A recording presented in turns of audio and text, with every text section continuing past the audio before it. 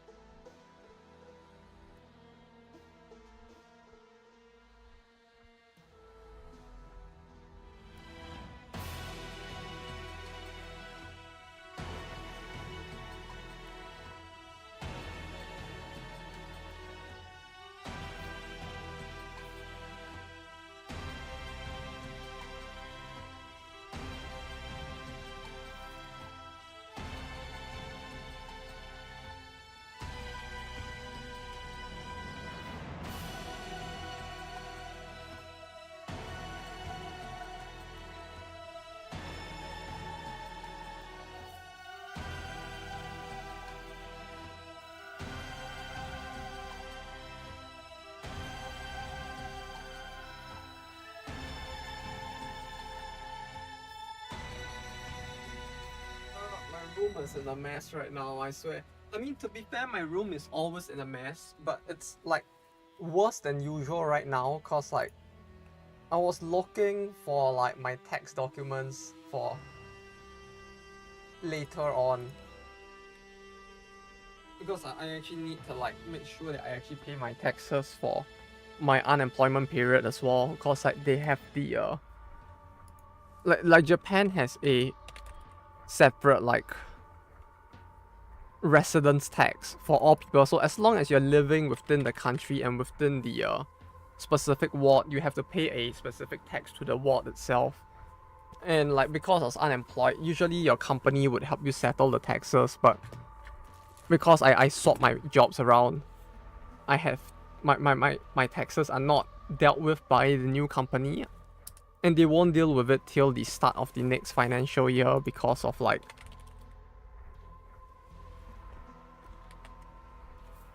weird tax shit and all.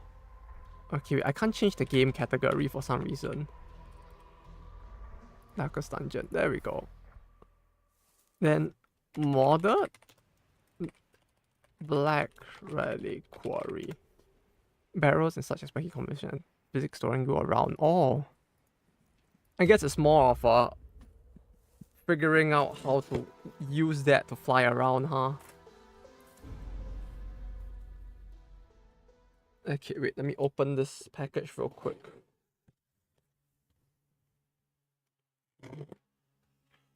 Though I believe this package is for someone else. It's just that I probably need to open it and to send it to them. To describe exactly what this land means to me.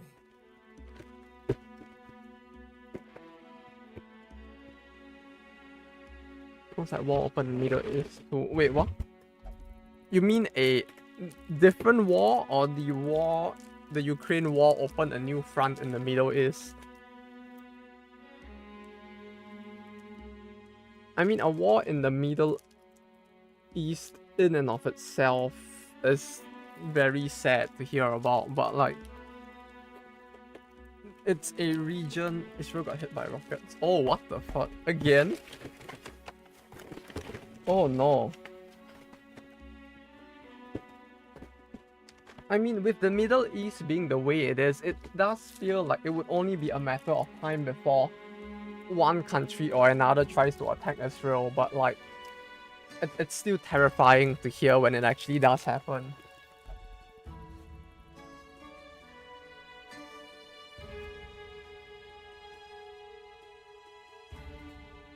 Cause like, that's another one of those regions where it feels like the conflict that had existed in the past didn't ever get resolved. Like, there was a conflict, and that conflict just ow, ended with everybody still being pissed and waiting for another war. Not a new Shakugan, it's like a new volume. What? Another one? In this year and age?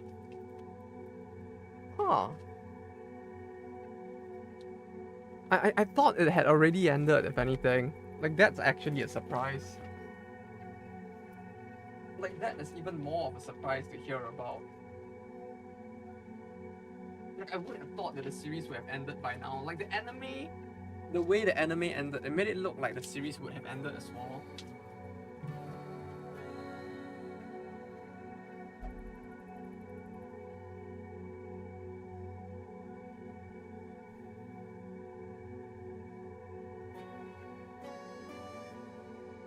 But then again, I guess the anime did kind of get cut off early as well, huh? Watched it chronologically. Wait, where did you start from? The anime is a bit weird, to be fair. Like, I don't think the anime progressed fully chronologically. Like, it was chronological up till season 2. And then when they meet season 3, I was so confused. Because like, I think season 3 skipped a lot of stuff with that anime for Shakugan no Shana. Like, I remember when they started the season 3 anime, it's like I had no idea what was going on. And I was so confused. And it pissed me off so much. It made me feel like I really should have learned Japanese. I guess that would have been one of my motivations as well, huh? Even though I didn't actually go back and finish the series in the end.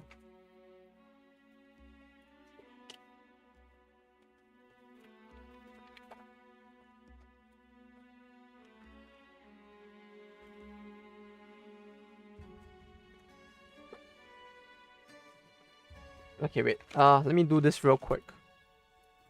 And like wrap up and pack this thing to ship off. It shouldn't take too long. I'm almost done. Okay, let's go. That said, I don't remember exactly where we left off. I know it's only been a week, but the work week has left my brain a little fried. So like, I look at all of this and I'm like, I'm pretty sure when we left off, there would probably have been a stage I wanted to do. But I don't remember what that stage is. Nucleic core. This one ended up being very easy that time because we had a bleed party, I believe. So we can just do that.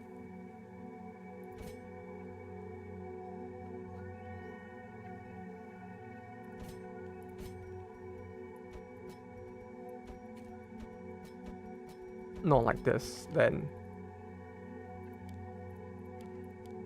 we go like this. We go buckshot for the bleed.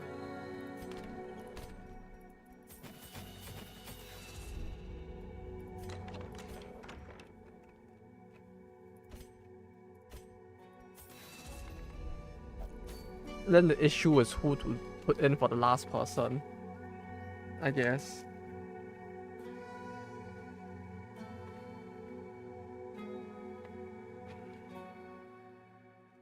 Okay. Then I put this in the envelope. Then I'll find a day to send it out.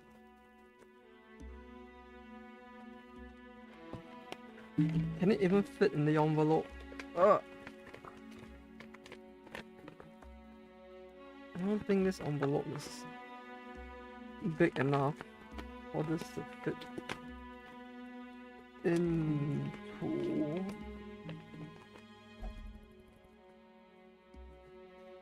But yeah, where did you even watch Shakugan no Shana from? Like, I remember liking the first season as a kid, but then again, that was a different era. Like, back then, it's like all the Zhen stuff used to be a bit more popular, I guess, compared to now. Now it's like people really hate the Zhen stuff already. It feels like more often than not. But back then, it's like it was so popular. Like, you had like Hayate no Gotoku, Zero no Tsukaima, Toradora, and Shakugan no Shana all running at the same time. And all having the tsundere voiced by the same person, which was really funny as well.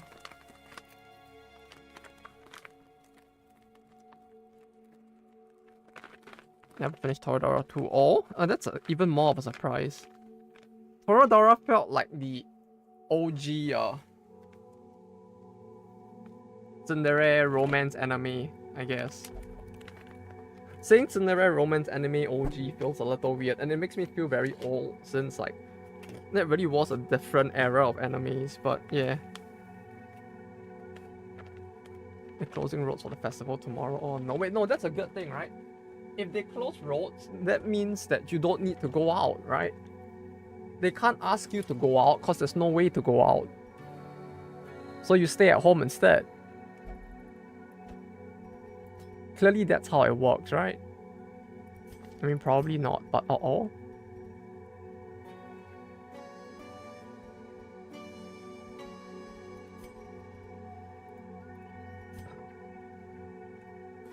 Minus 60%. We don't have food left. Oh no. Order in McDonald's. Clearly that's the way, right? You just gotta get that Macca's. Armor piercing. 15% protect if in slot 1. Oh. So like this?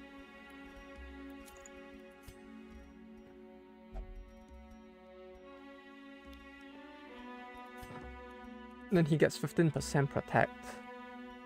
8% crit versus bleed. Ah, but then it's not as easy for him to get the debuff in, huh?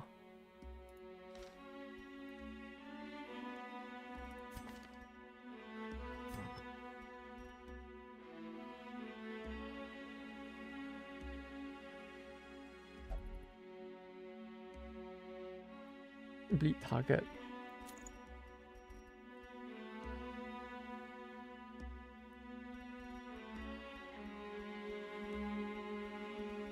But yeah, getting food would be the big problem, huh, if that's the case.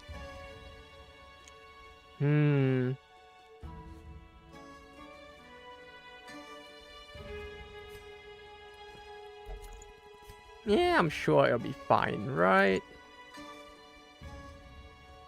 Like, what's the worst that could possibly happen?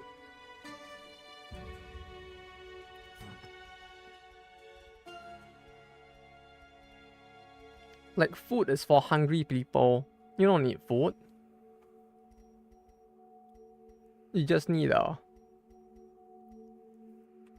yeah, okay, maybe you might need food, but still.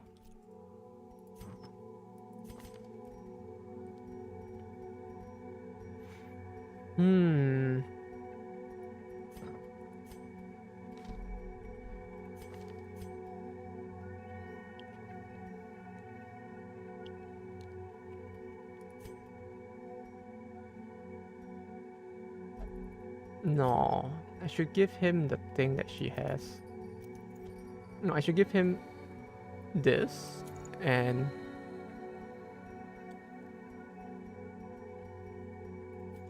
I know I have a debuff stone for bleed. I mean, just a debuff stone in general, but where is it? Yeah, this.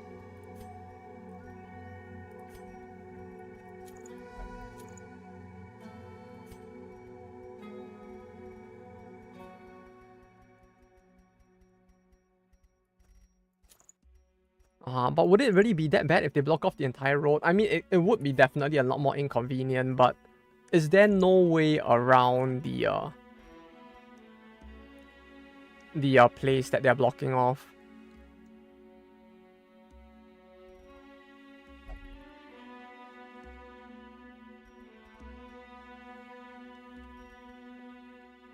Mystical attack mark target.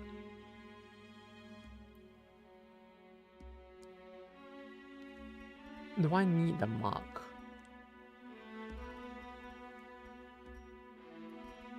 Probably not. Okay, boss time, boss time, boss time.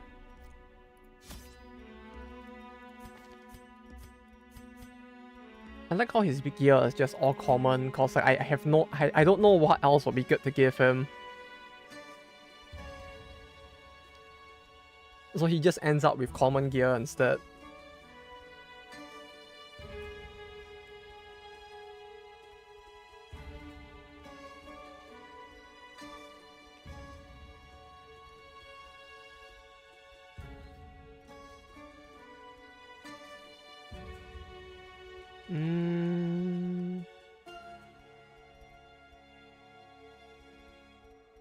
Yeah, there's nothing else I really want to give him, huh?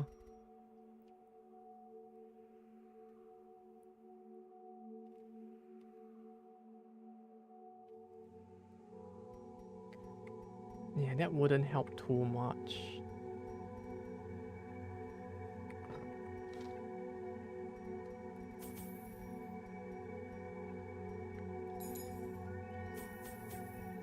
The one, no, 6 of this. Maybe bring 2 of this, 1 of this.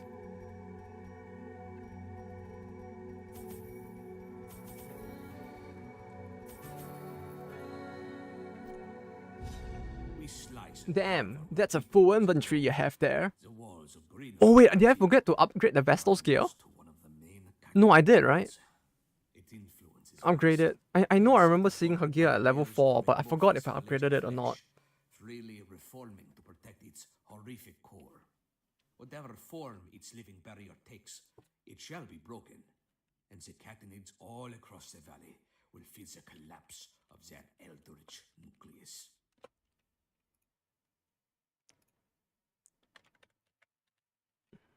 Uh-oh. The core's grasp here is formidable. Okay, good. I did. I scared myself there. 2. 1, 2, 1, 2, 3, 4, 5. Okay, that's the furthest one.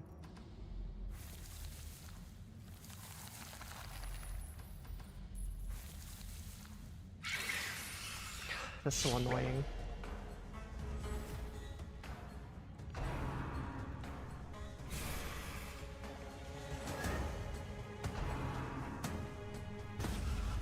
Something weird, what did I give? Oh, I gave her this, right? Okay.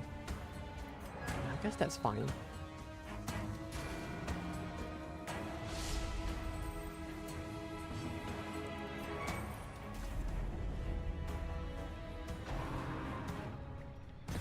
No, with him it's a little awkward because I forgot to give him the right skill.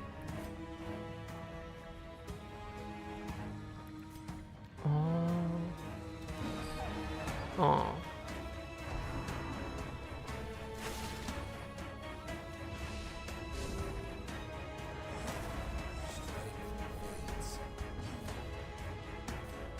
But yeah, I do hope this one goes well.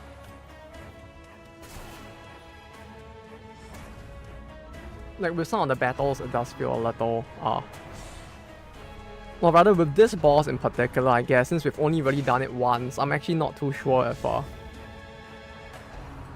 my understanding of the boss is all too good. Especially since I think we just like...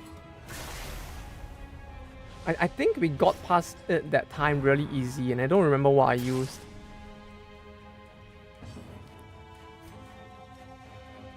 But apparently whatever I did use was enough to get past its gimmick, so we can only hope that this time it kind of works out as well.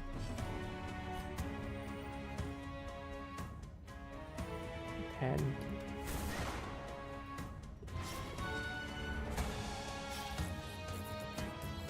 13% crit versus bleeding.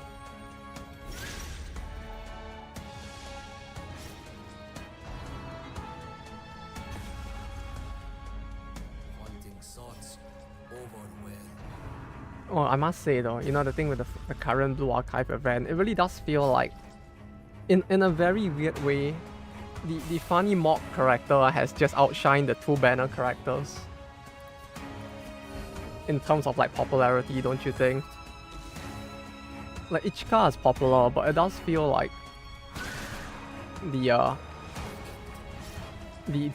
mob character has like just like beaten out both her and the funny short pants with the shirt going through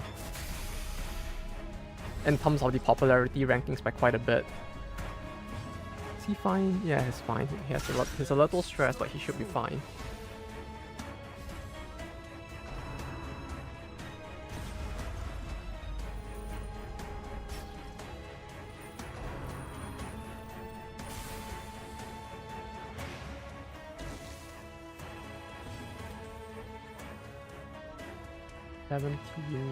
That.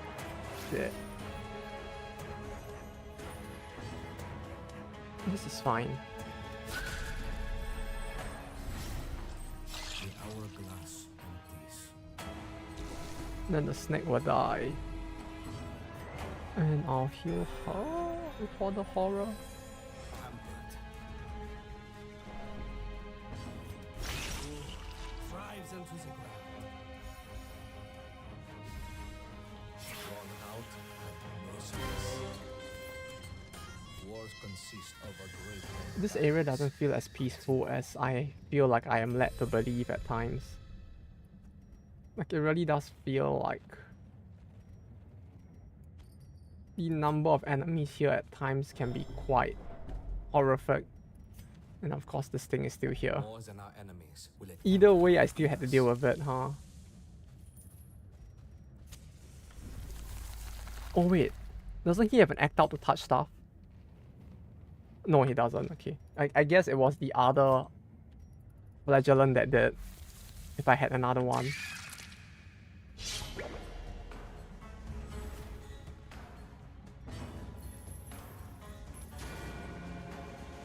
Also, I just realized he has the wrong skills. Dang it.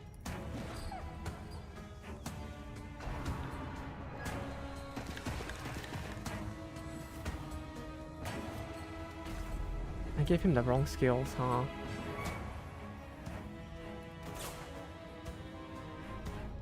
I need the bleed skill. I think that increases his bleed chance as well. You know what? Actually, considering that skill has a bleed chance on it, I actually don't know if I needed to give him like the bleed chance debuff item. Maybe I could have just gone with like bleed blight. No, not bleed blight, sorry. I should have gone with something else like a you know, since he already has like bleed chance, I could have gone with like bleed amount applied or something.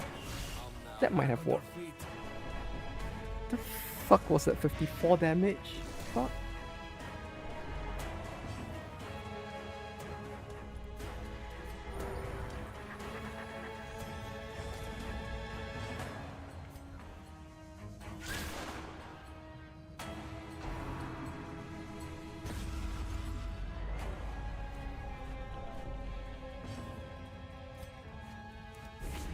Oh, this isn't going the best. The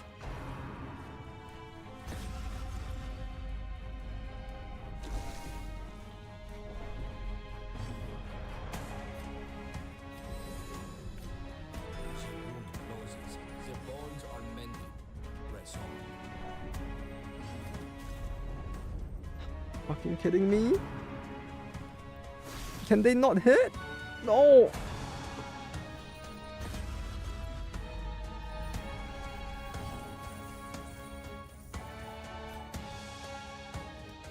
You know, 2 rooms, 2 battles really just doesn't feel like enemies are that much rarer here, to be honest.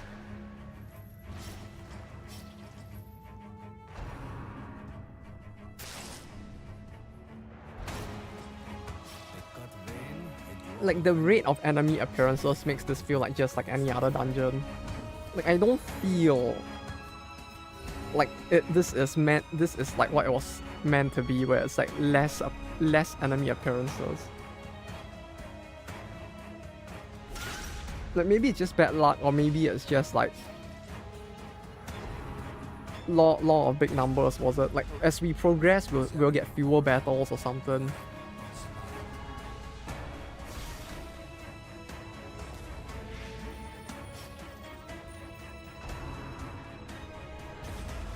So like net overall will be lower, but yeah, I don't know.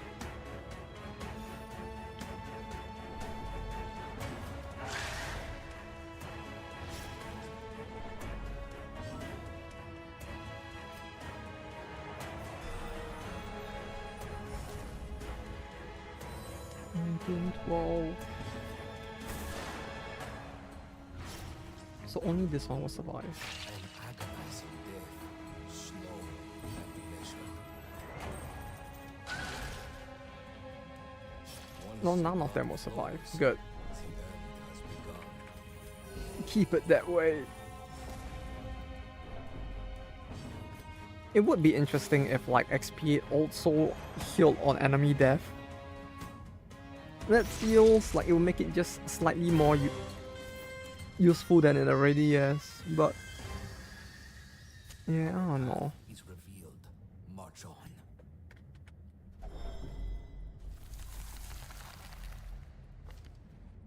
It does feel a little. Wait, she doesn't have the chem.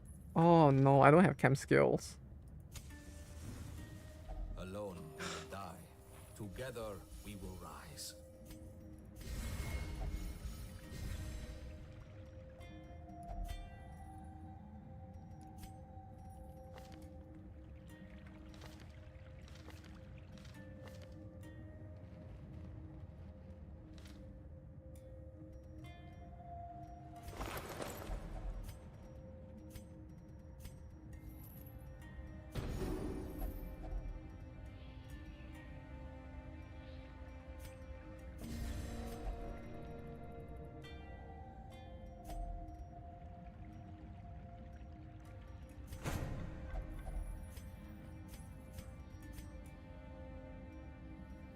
Oh, attack miss. Use your senses when your vision fails. You fucking kidding me?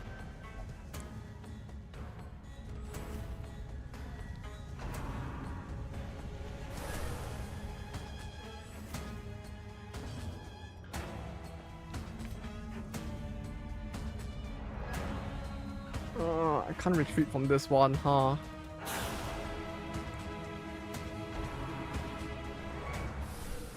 This is two of the pots. Like, I don't know, man. That really does feel like the worst possible enemy comp when you get two of those pots at once. But uh-oh.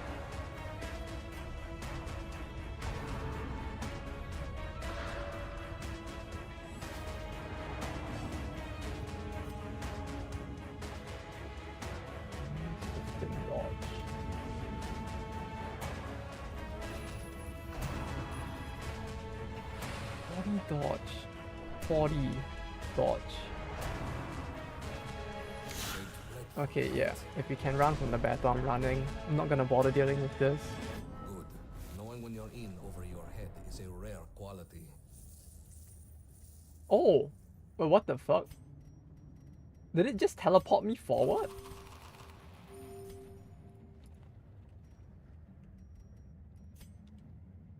I guess it did, huh? Oh, that's cool. It actually just, like, okay. Sure.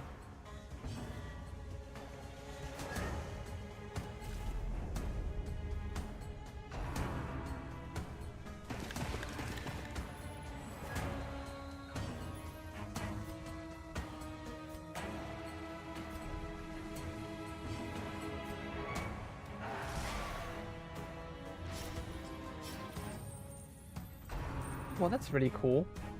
Like, in a very weird twist of turn of fate, turn of events, it would seem that actually helped me instead, kinda. I mean, stress levels are really high right now, but aside from that, it would seem that we might have been assisted by that.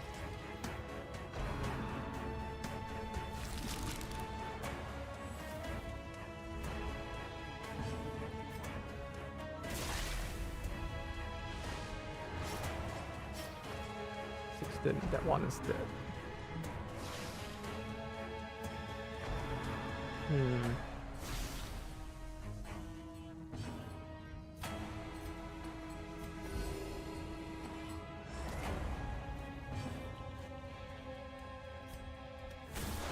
Of course, now she goes, I picked the wrong one. No! Uh-oh.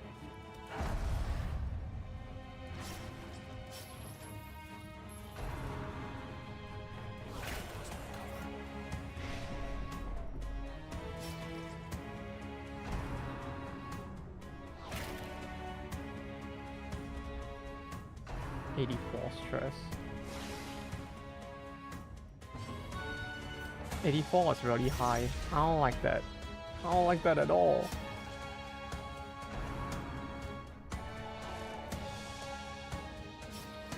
At least she is safe from the munch, but... Yeah, uh-oh.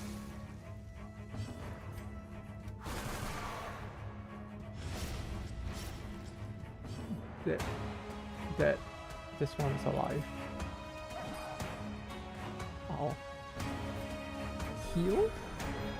Yeah, we should be... At the very least, the front two are dead, so... We have that going for us. It's it.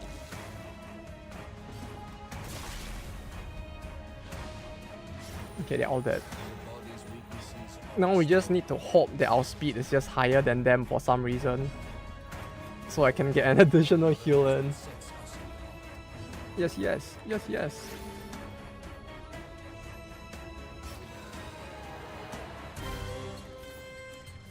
Another skirmish, another step forward.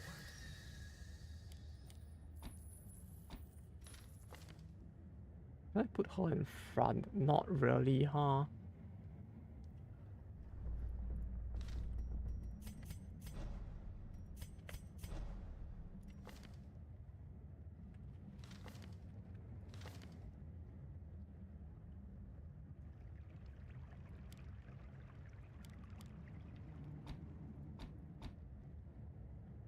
Could do this.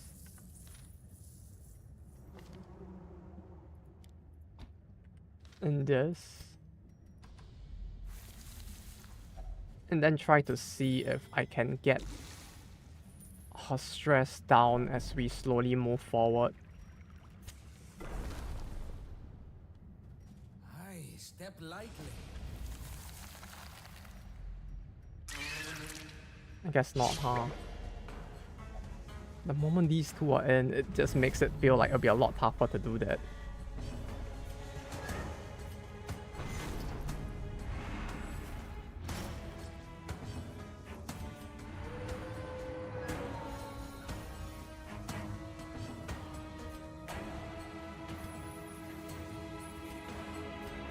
This day is far from over. Step with me.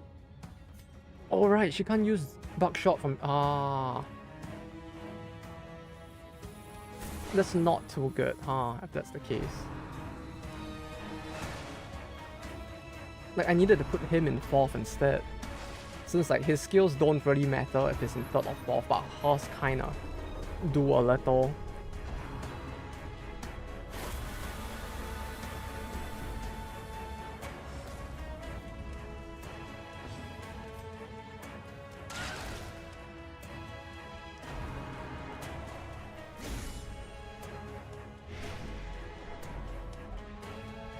Oh yes, of course. Of course. The pain can only go so far.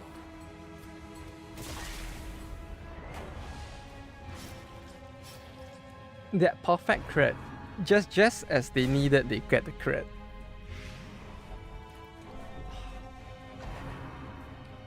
It's the same white screen. White screen?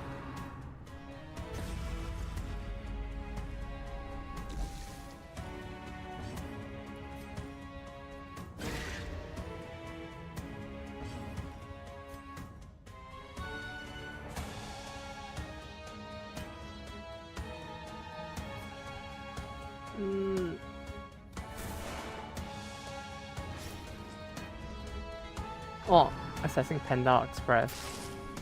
Set Panda. Oh, set Panda. Wait. Oh. It finally clicked in my head what you were talking about.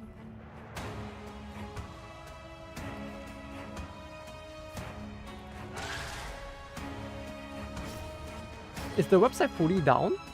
I thought it was like still up, just that like it wasn't updated as often by its original creators or something.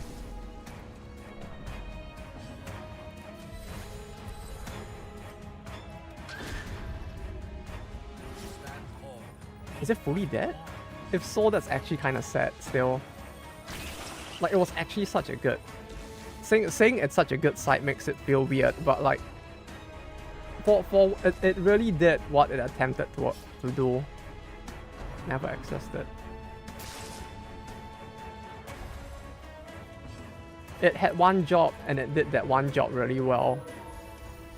I guess it's all that really needs to be said about it.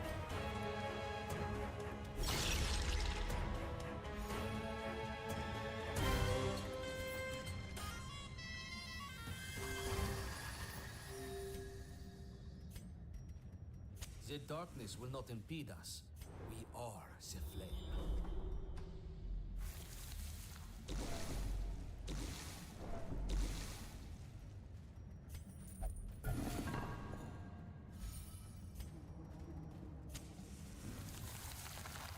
It was basically EX, but EX was a little like... I mean, it's run by the same group of people, but like EX was a bit more... family-friendly sounds like the wrong word to use, but like... It was a little friendlier. It's not helping me with the processing, he's just stuck inside. Is it really not accessible? I haven't used it in like years either, but...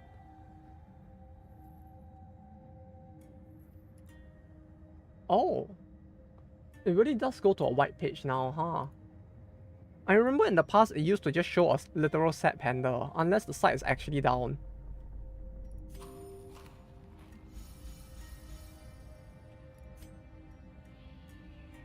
Look for one of the worst heroes. Oh no. The fact that it's for one of the worst ones just makes it sound even more sad. Is this the power of gacha? This was what gacha was meant to be. Tons of very sussy suffering. And pain galore.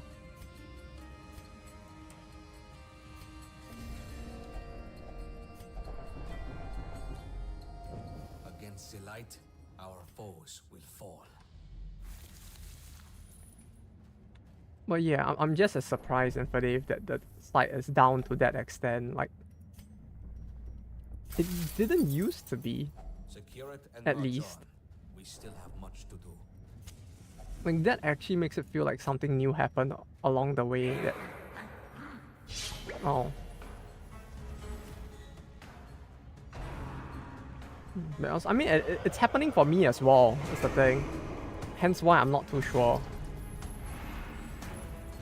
if it's just a you thing. It could be a us thing, or it could be like something's really happening with the site itself.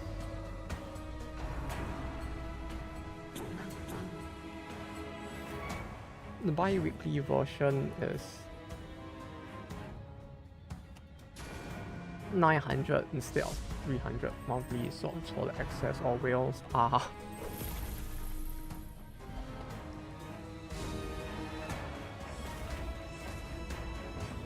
I mean, it definitely does sound like it's meant for whales at that point.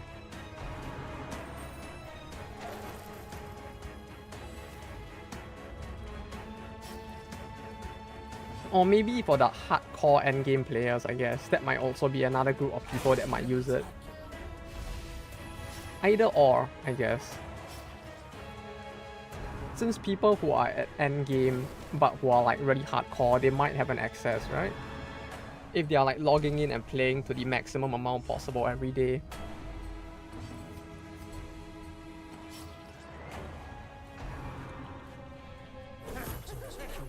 We must act. What are the counted for stats? Ah.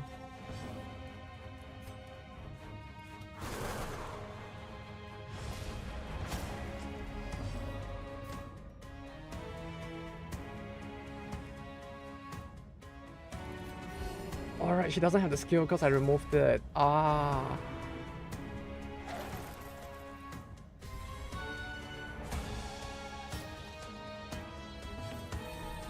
Oh wait, that's the wrong...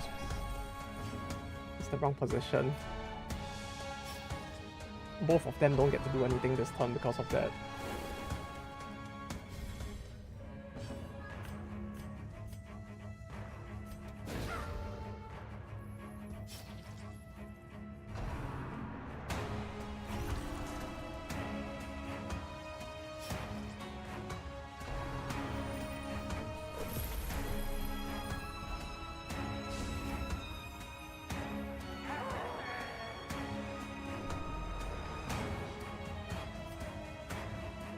so annoying.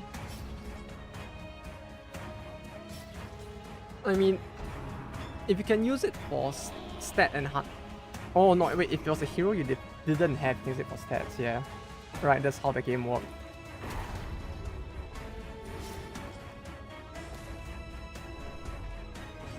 Yeah, it feels like you kind of did get the short end of the stick by getting a character that you already have but that isn't really good, huh?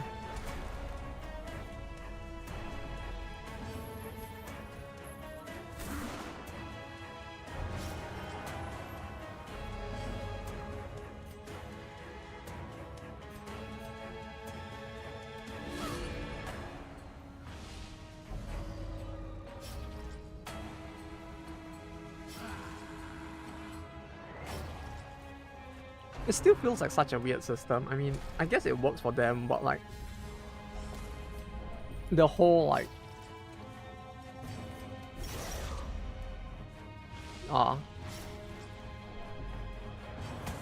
way they have the enhancement systems within the game, where if you have more characters, like your overall stats for all characters goes up. I mean, it definitely helps the whales at least, but like it feels like for most other players it will be quite painful to have that system in.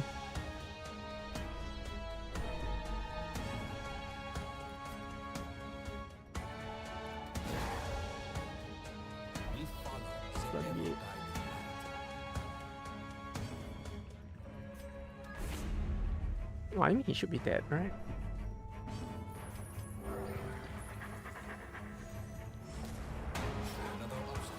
This is where I just heal up and get ready. Cause like the battle is next. There's a lot of gold. There's a lot of gold.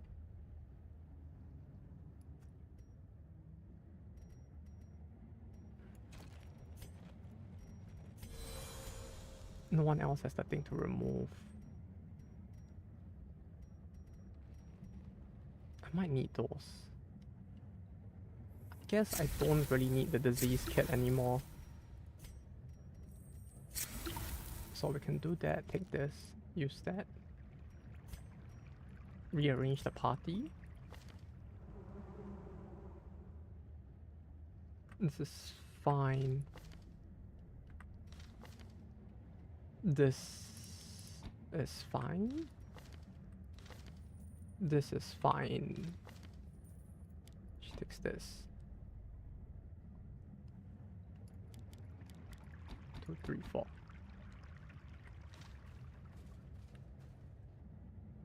Let me go and hope for the best. Leave your ways as a ship. Let no adaptation prove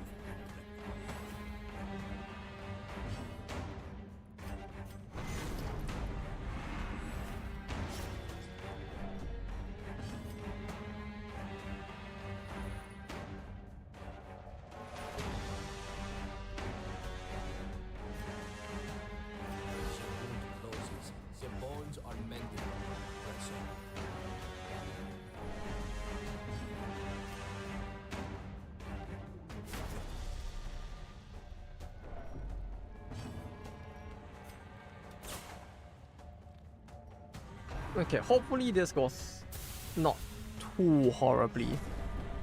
Okay, never mind. They can still like do that, huh?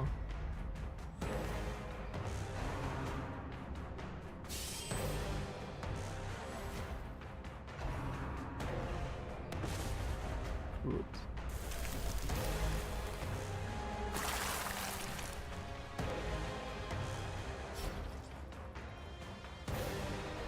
I don't have gut break. That's what I was lacking. That's what I had the last time that I don't have this time, huh? Uh-oh.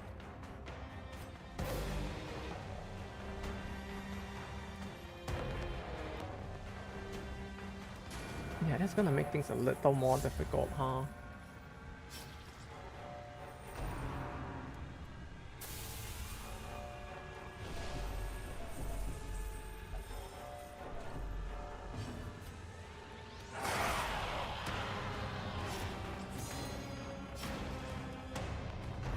Like a shield breaker here would probably make the whole thing like go a lot smoother, huh? Like bleed plus guard break, and there isn't too much else they can hope to do.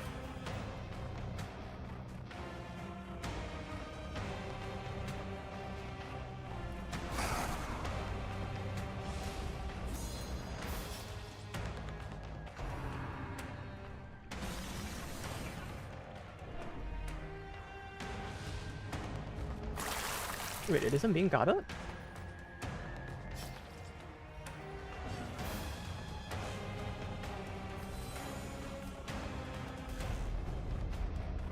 And of course they dodge. The one time they're not actually guarded, they dodge instead.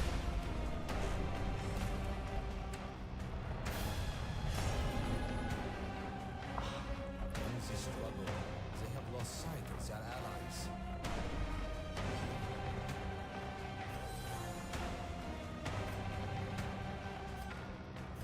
Mended.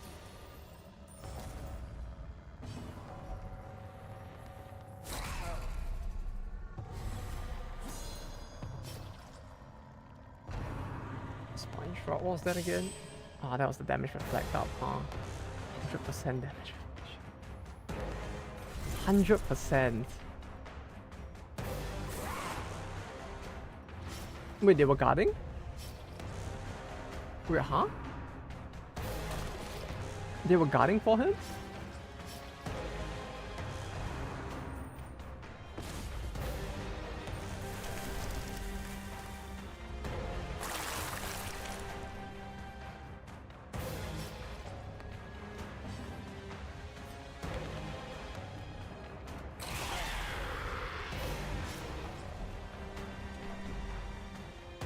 Yeah, this isn't gonna go well, is it?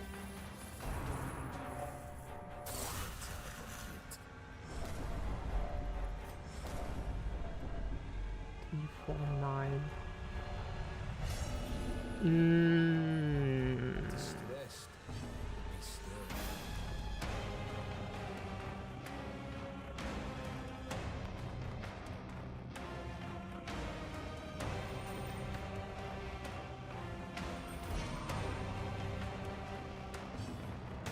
Knowing your limit is key to survival. Stand your ground. I mean, at least we got a bunch of money. The money probably is only gonna be enough to cover the losses, but Defiance is worthless. from resolution, slow draw.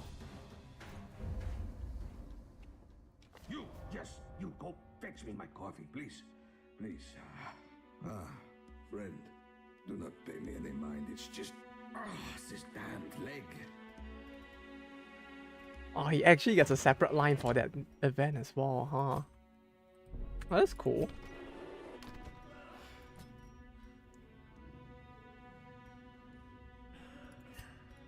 But yeah, I lost a lot of money somewhere as well, huh? I realized I'm supposed to get 15k, but I got nothing. That's fun. Oh no, my money! Where did it go? I mean, I know where it went, but still. Uh-oh.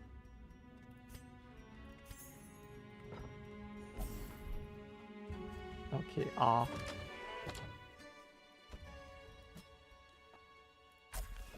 yeah. We kinda have a very massive shortage of funds right now. This might be a bit of a problem. Medium length dungeon.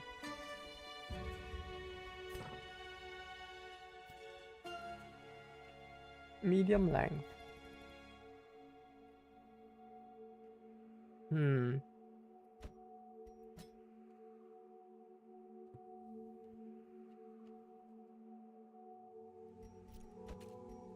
Or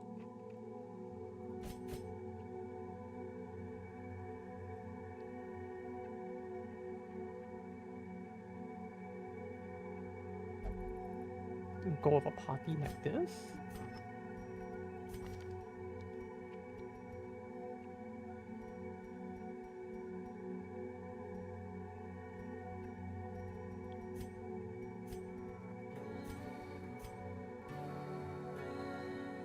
If HP above 75, so if we do this and pray really hard,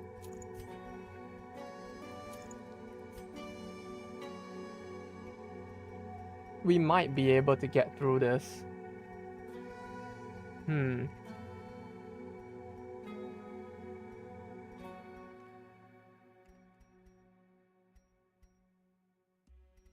Troglodyte.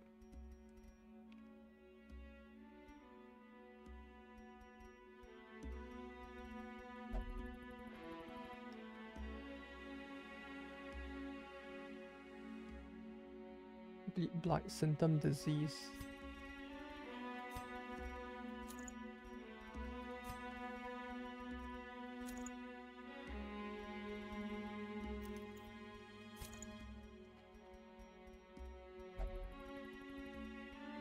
Faithless, so I can give him this.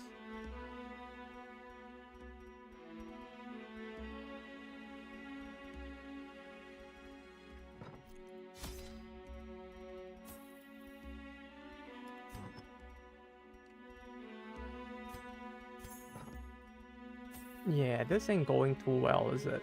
No.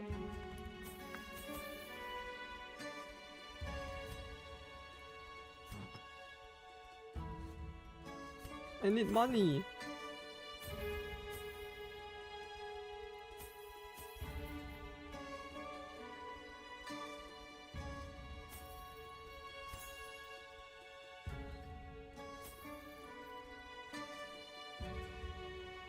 Do I need that?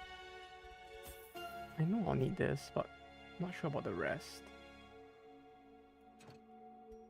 Food. You don't need food. Food is for scrubs. I don't need food. We're just gonna starve.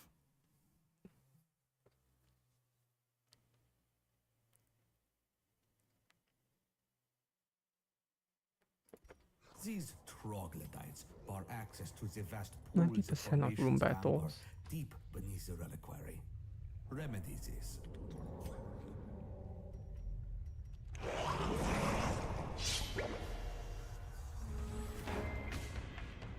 90% of room battles feels like both the best and worst possible one to have, cause like it's great because of the fact that you don't really need to clear as many rooms, I guess, but if you're lucky. But if you're unlucky, it feels like it just changes nothing.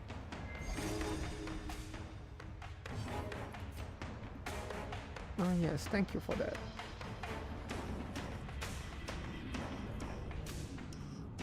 Okay, it doesn't push them back.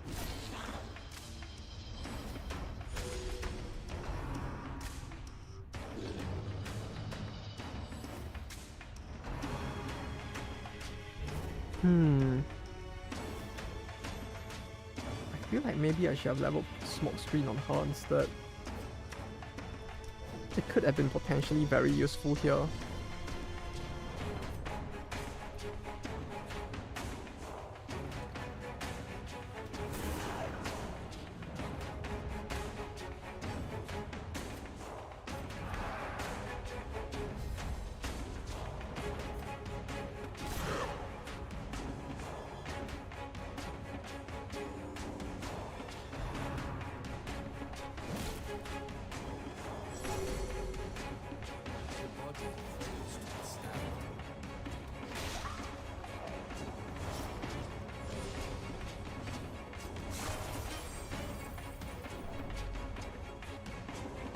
Yes, money. But yeah, not the best way to start off a run, huh? Though then again, with the boss battle stage, it was kind of my fault for not having the chem skills as well, I guess.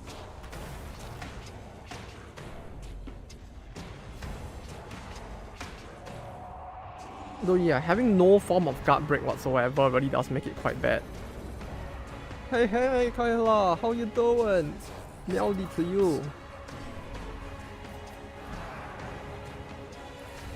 As you can see, no, actually, looking at the run, it doesn't look too bad. It's only when you realize how broke I am that it looks a little worse. Maybe a 4 early. Oh, you're playing it as well? I have to say that game actually is. Are you playing with the beta 2.0? I mean, are you playing on version 2.0? Childhood classic. Yeah, the game. It's so nostalgic seeing all the memes. Like the memes, you can really get a sense that it's like, it's very of its era. But yeah, the game doesn't automatically update to 2.0. So if you're not playing on 2.0, I don't know. I guess maybe it's a preference thing, but 2.0 does have a lot of QOL improvements. And I think the developer Matt announced that he was gonna release a 3.0 as well soon, which adds like a Minecraft bowl into EBF4. So now it's as good as a time as any to be playing it, if anything, because you get to see all of the weird stuff he's adding as well.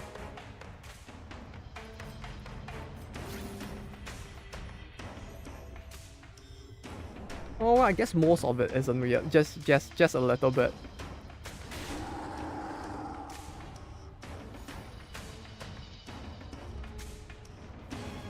Does she have the chem skill? Yeah, she has no anti-ambush. She has the anti-ambush. Good, good.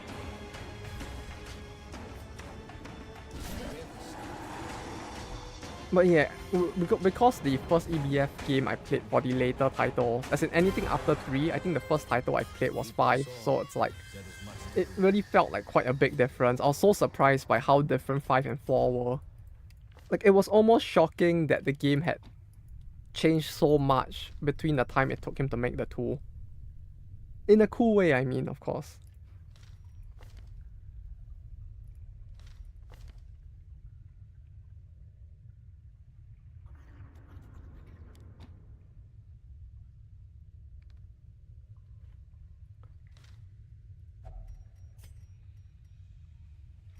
Use her, touch the thing.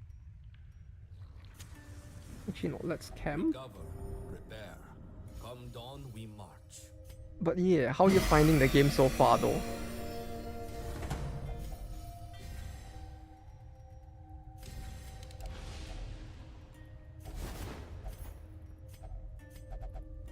Against the light, our foes will Like fall. I found the battles to be surprisingly interesting, especially because of how the buff is like. The buffing system is different from 5.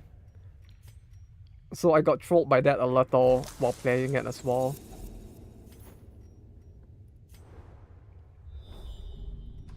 That's all it revealed.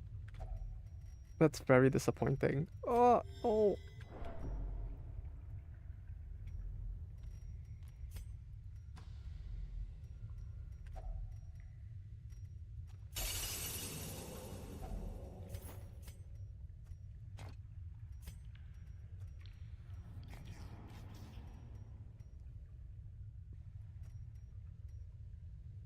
Gain the post.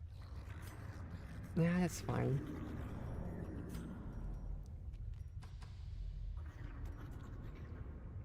This land is ancient and fallen into disrepair.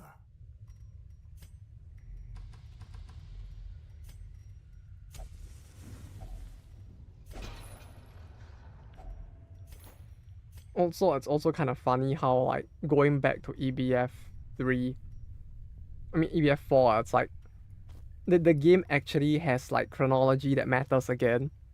Like the funny thing with 5 was just really the fact that like 5's story didn't really link to 3 and 4, but 3 and 4 are like directly linked, which made the way the characters interacted felt in 5 feel a little weird, I guess. I mean, it's technically all linked, but I guess it would be a spoiler to say how it's linked, but yeah, it felt very different as well because of that. The only thing now is slowly playing through all of them again. Like, we're done with 5, we're going through 4, eventually we're gonna go through 3 as well. I don't know for 2 and 1 though. Like, I remember 1 on like the Newgrounds era days, and like 1 was just a battle game. I think 2 was as well, but it wasn't like an RPG, but just like the battle system and only that. So it was it had a very different vibe to it.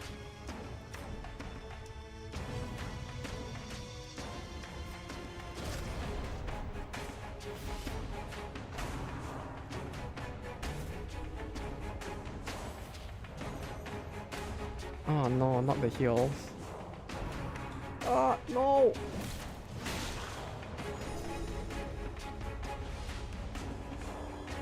Modek, something like that. For which one?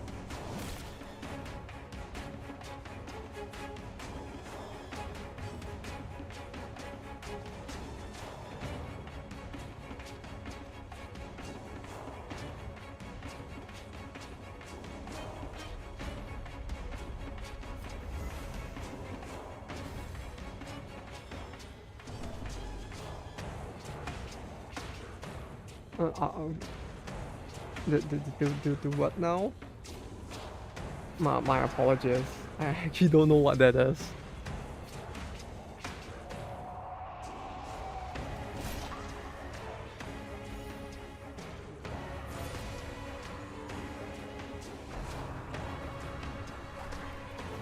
Oh, he missed.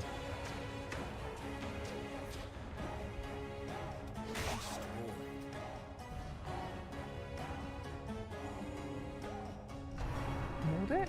You mean the name of the mod? Modek.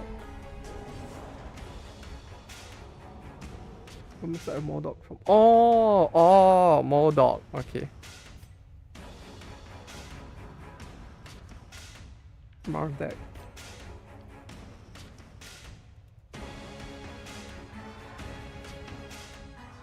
Yes, Mardek. The game, right?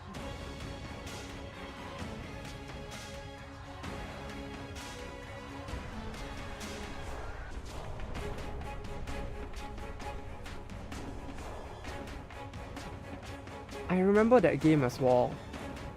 Wasn't that game also on? That was also back during the Newgrounds era, right? I was referring more to EBF 1 and 2. But yeah, Mardek is also from that era, if I recall. Like EBF 1, I think, was on Steam. Not Steam, sorry. God damn it, my brain is not functioning. EBF 1 as well, and maybe 2 as well. I might have played them back when they were on Newgrounds. Was what I was trying to say. And back then, if I recall, those two games were just a battle system. Like, they were just a battle without the RPG element added in yet. So you really just played like from one battle to the next with like some plot in the middle, but like you didn't really like have the full, like you run around a map, buy upgrades and stuff. And even if was battle sim, yeah. That's the thing I was referring to. The fact that those two still were as well. Largely a battle sim. So it stuck out. Yeah. Compared to the rest of the stuff on Newgrounds at the time that was like trying to be a full RPG, it felt the most what's the word for it? It felt the most like light-hearted and fun. Like Mardek was a lot more serious in its writing in general.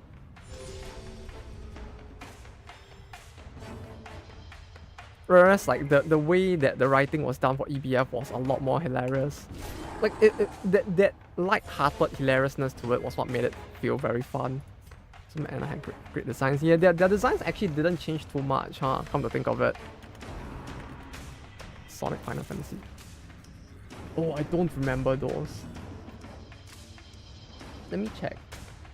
I remember like their designs really never changed much. Ah, yeah, it's about the same. It looks so similar back then. The EBF 1 like design, like compared with now. Oh wait, no, he remade it. That's why it looks similar. Super edgy, but also kind of cool. Oh, I never actually got a chance to play those. Or rather, I never actually came across the Sonic ones. Though then again, the way I used Newgrounds back then was a little iffy as well, so it really just might have been the way I used it that I just never came across it. But with how strong the Sonic fandom is, I wouldn't be surprised if it actually was a very good game. Or a very solid game that they had on Steam not Steam. On Newgrounds as well. 2. Oh, need the money. 14. 14? Wait, there were that many? Hot damn. 14.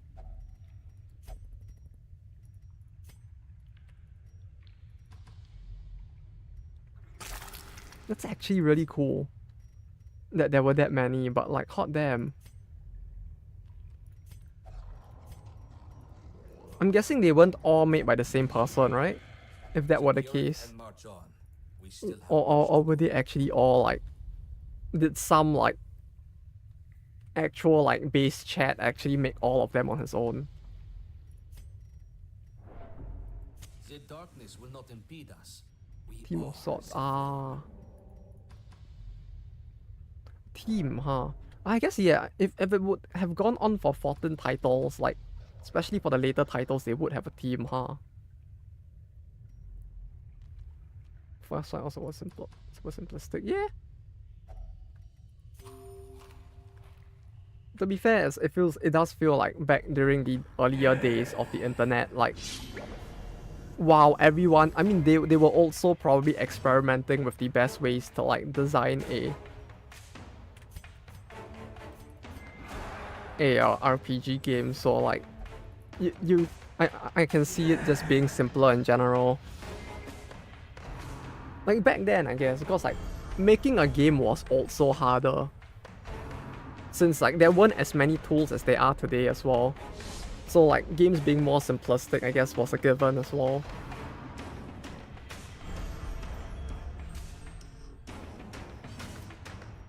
Though that said, I should really go and check out the Sonic ones if that's the case. Would it be worth playing all of them? I mean, I guess for a Sonic fan, it would probably be worth playing all of them. But like, if you were to introduce it to someone in general, where would you recommend they started from? From the start, or just like from a specific title in the middle? I feel like with EDF, me starting with like the 5th one first, kind of set up like maybe too high expectations within me for the rest of the titles. Because like playing 5 first was like, it's such a different game, I guess, that it just felt like, yeah.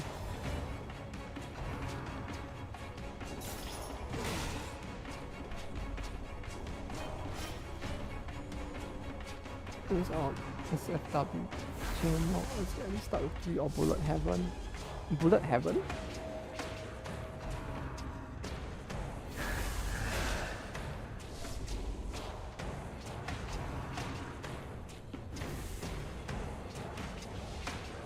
Ah, that actually looks like Toho, hot damn.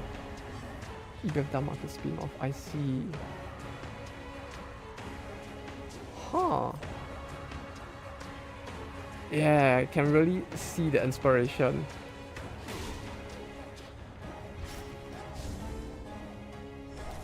Oh, pretty fun. Oh, all the more reason to try it then, huh?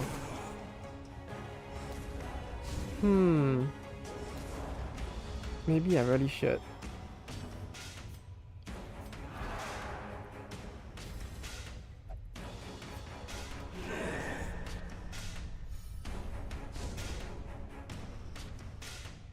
It reminds me of embodiment of Scarlet Devil era Toho. Like now the modern Toho UI is very different now, but this reminds me of that era. With the of Scarlet Devil, USD Toho. It reminds me of this era, where like the UI was also more simplistic. If I recall, in like Toho 7, it changed quite a lot. Right? No, Yeah, that like it was. They actually started to add a little more design to the thing itself from 7 onwards. There's one more game. I feel like, but I haven't. Oh yeah, my favorite is 8. Lol. You mean the 8th Toho game? Yeah, the 8th is great. Imperishable Night, right? That's also my favorite, actually. Like, I really liked Sakuya from the Komakan, but it's like she's my favorite character. But gameplay-wise, I preferred like Imperishable Night in large part because of the whole like Moon Bunny aesthetic as well. Solo Marisa, damn. I think I've mostly played, was it Remilia and Sakuya? The duo? But it was... Well, hello there, Mr. Cranky Pants. And thank you for the raid. Hello. Pleasure to meet you. We are just suffering through a relatively peaceful dungeon right now.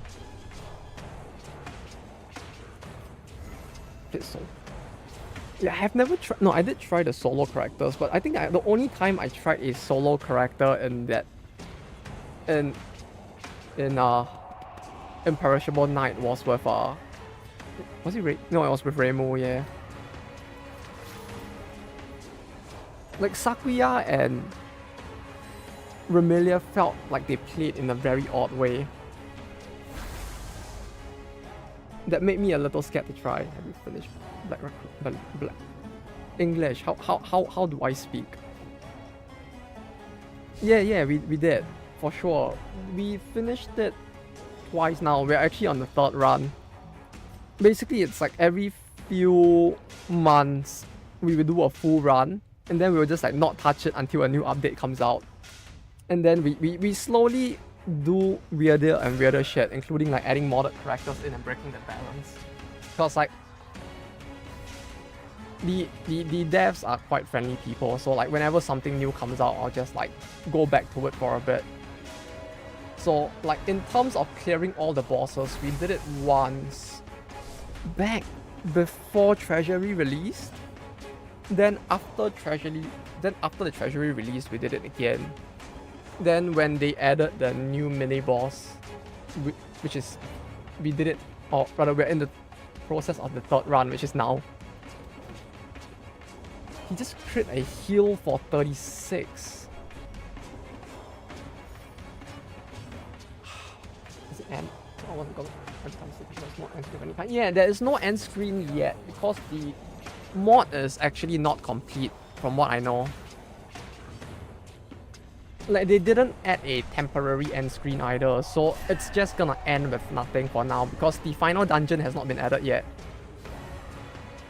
If I recall from their own like mod page, no, yeah, if you go on their Discord or their like full update timeline roadmap thing, it does state there that they are working on the final dungeon now. So I think like once that dungeon is done, we will finally get an end screen. I was wondering if I missed something. Nah, you're good. If you killed all 6, wait, 6?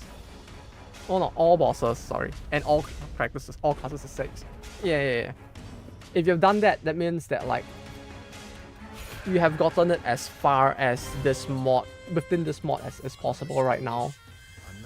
Which is part of the reason why we're just restarting it, because like there isn't anything at the end. So like if we wanna replay it, it's a little funnier to restart it, I guess. Because it's super fun. I know, right? This mod is really good in its own way. Like the gameplay itself is quite different from normal DD due to how much slower pace it is, which is both a blessing and a curse, I guess.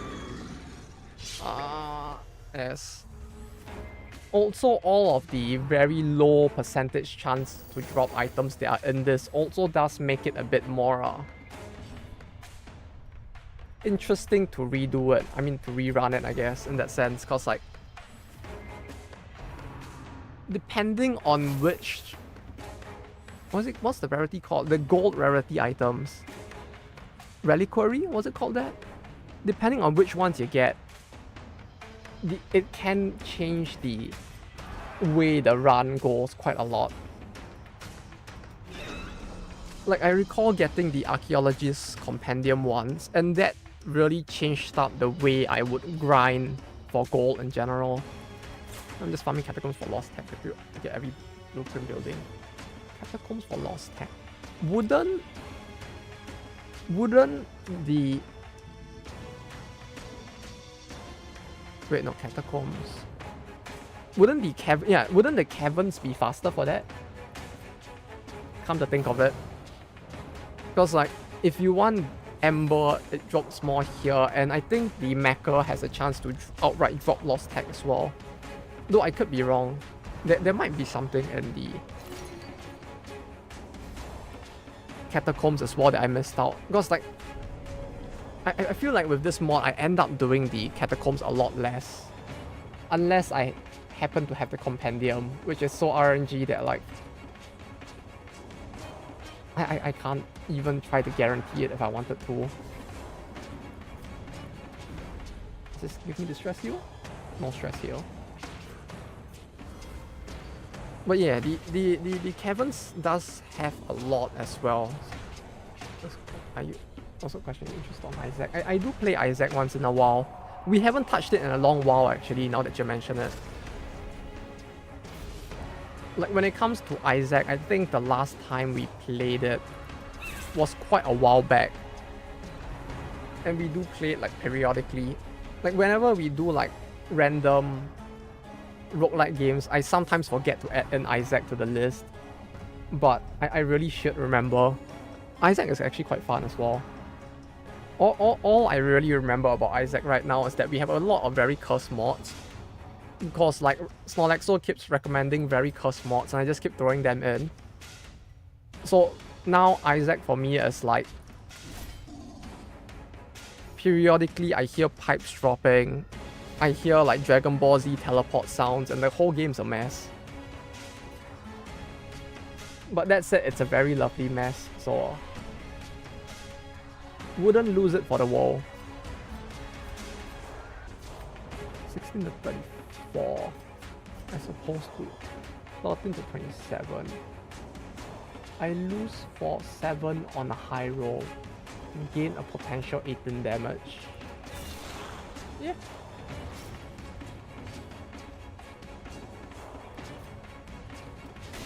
But yeah, so even though I talk about like doing caverns, it's like caverns is really quite hellish to do. Like the biggest reason why I would come to the caverns really is just to farm money and to get more Ember, I guess. Like for a farming dungeon, unless I have, yeah, it really is a case of unless I have the compendium and unless I'm very bored. Yeah, this area. I'm not sure if it's a mistake in the name, but yeah, the crash drone ships. Drone ships? I think it's here. Or at least this area has a different set, I guess.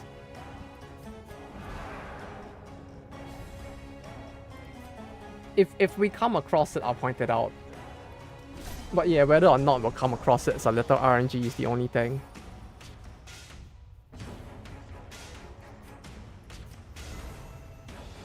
I think I always give lost tech. Yeah. This dungeon has it.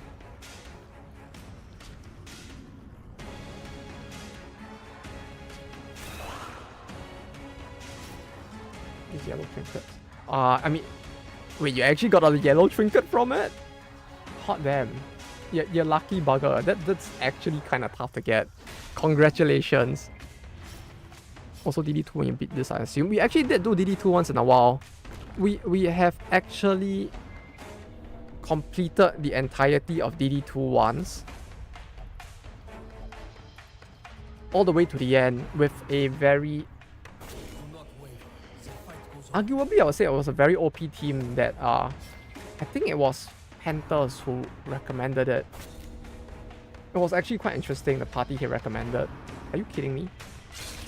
She's been... Can she get her turn now? Can I get my turn now? She Grand Slam DD2. Ah, sadly. It wasn't like a perfect run. There were a lot of issues with me getting wrecked. But... yes, we did slam them all at the very end. The party they recommended was just a little too broken, I feel like. It was fuck, what was it again? The party they recommended was the Flagellant, of course, because who wouldn't run the Flagellant? The Occultist, Arsonist, and Plague Doctor, I think. It was a 4... Was it the Plague Doctor? Was it the Occultist? No, it wasn't the Occultist. Fuck, I forgot. I actually forgot the party. It's been a while since I last touched it. But we actually, like... we first tried the final boss with that party with quite a lot of room to spare. I think it might have been the Man-at-Arms. I could be wrong. Wait, let me check real quick while we run this. Man-at-Arms sounds very familiar. Like, I feel like I'm definitely forgetting part of the party at this point that we used at the time. What was it?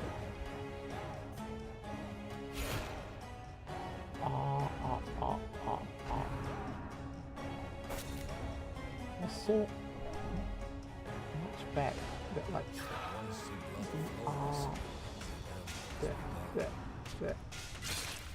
was it this one? No, this was when we beat the 4th boss. But I can check the party. Okay, it was the Plague Doctor. Okay, yeah, it was the Man-at-Arms. It was the Man-at-Arms, Flagellant, Plague Doctor, and Arsonist. Those were the 4.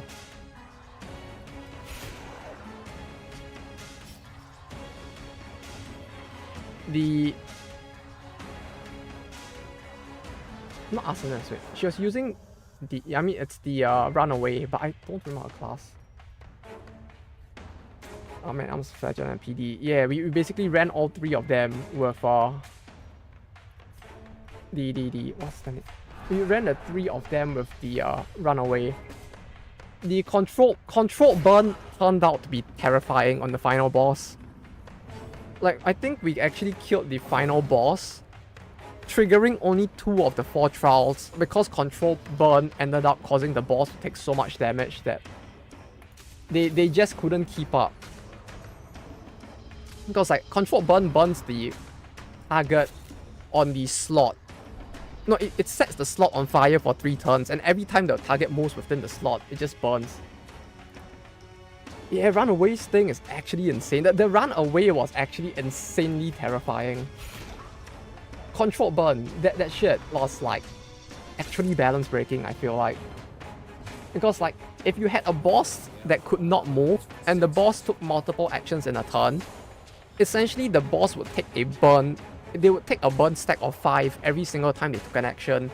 So a boss that moves 3 times a turn takes 15 burn for 3 turns. So by the time you get to the 3rd turn, the boss is just on 45 burn. And then when you add in everyone else's thing, it's like, holy shit, the dot damage is terrifying. Maybe this mask is pretty ridiculous. Oh yeah, the Highwayman is great. Like, the whole, like, token steal is very cool. I actually do like the Highwayman quite a lot as well as a character. They made him so much buffer as well. Like, hot damn, the amount of muscles on, like, this mask in the 2nd game. Dude's been working out.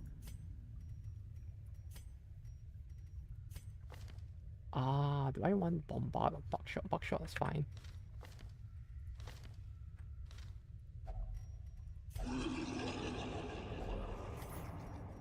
But yeah, there are a lot of pretty good characters, I have to say. But with... there's so many battles here.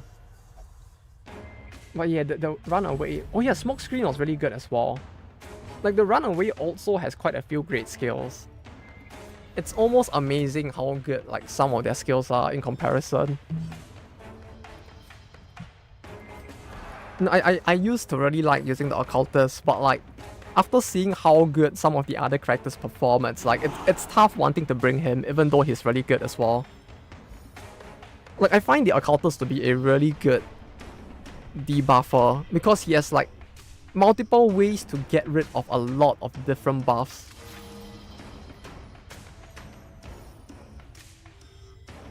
I've been taking a break from DD2. Yeah, it's just so much more fun to me. Yeah, DD2, I find the bigger issue is really just more the fact that you kind of do... No, I mean, I guess to be fair, this mod, eventually one would run out of things to do as well, but like I feel like with DD2, once you're done for a while. You need some more replayability. Yeah, exactly that. You're right. Like once you've done all 5, you mod the game, basically. Unless you're really interested enough to like rerun stages just to test out different parties. Because like, it's a bit different from like rerunning DD1. Because like with DD1, when you rerun a campaign, things can change a lot because a campaign is very long and like what drops per run within the campaign can have like effects that last like hours into the campaign.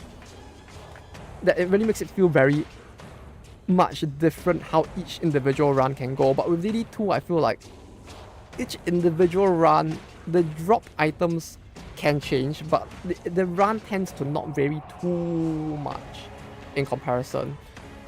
Which maybe that's by design, so that's fine. Like stability might be preferable for what they're planning to do perhaps.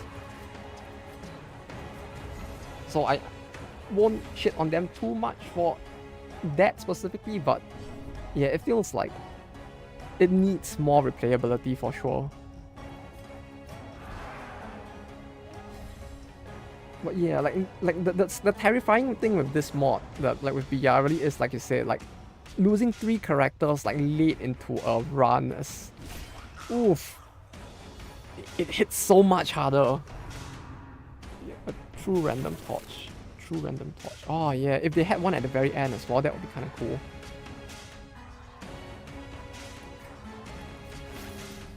Also, I fought a Leviathan, then got death, then he had Shamla at the next stop. But then had to fight the exemplar with 3 guys. Ah, it's so stupid. Yeah, like it's like getting the wrong lineup hurts so much. Or like bad RNG if the lineup can hurt so much. It's terrifying. Like it just happened with the run just before this, where I was trying to get through the treasury to get to the boss. Although the bigger issue with that one was more just my small brain. And I kind of forgot that I need guard break for the second boss. Like the second boss with a guard break character really feels a lot easier. Like there is a with that boss there's a very clear like, do this you win to it. Torch of Chaos, all enemies appear on all pools. 0 trinkets are randomly shuffled between selected parties. Bosses summon low tier enemies as fodder. Ah, that would be interesting, yeah. The last one feels like it might be tough to implement depending on the boss. But it would be interesting. No. They can do it, but before they do that, they need to fix the third boss, because what the fuck is wrong with the third boss? Once they fix the third boss, I feel like that a true random torch would work fine.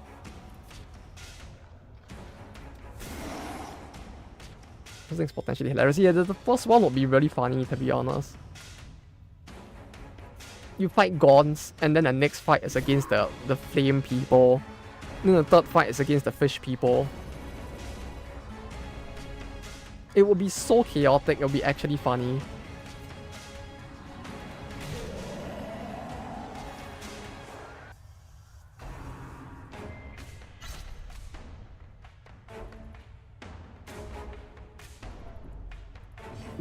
Ooh.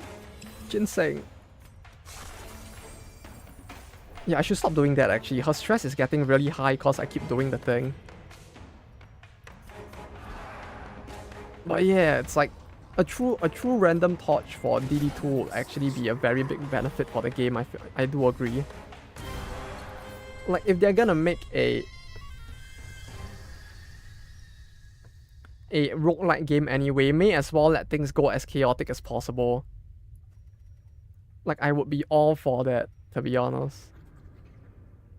Do I even need this or this? No, I do need this, right? I forgot what I actually need in this dungeon. Like, we'll keep this just in case. I'll need torches. I have enough shovels, I guess. Do I need archaeology kits? Maybe we will. We'll keep it for now. I'm flat broke. I need all the help I can get.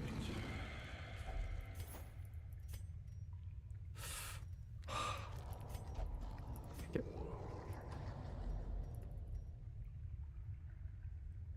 90% of room battles. And there's still a long way to go as well. And I've already used up one of my camps.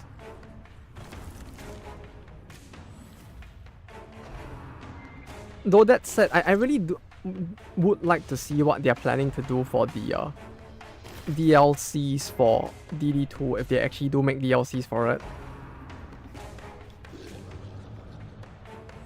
Like, if they're gonna add in something on the level of like DD1's Courtyard or COM into DD... Okay, maybe not COM. Because like COM for DD2 feels like it'd be a bit silly to just have an endless wave mode. Since like the endless wave mode, I don't even see how they're gonna make it like tie back into the meta game overall. Precision Arbalists are the obvious. Yeah! Like where the fuck are they? Like they really need to add in those characters ASAP. Oh, I really do wonder how they'll implement the Arbalest though. Like, I feel like DD2 right now is lacking a dedicated backline attacker. Like, you have classes that can like change up to a backline attacker class, but there's no like, this is the backline killer sort of fight. I'm just expecting to bring into DD2. Yeah, I really want to see what they would try to bring in, to be honest.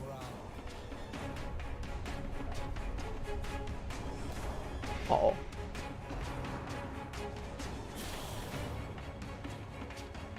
I don't have anti-venom, do I?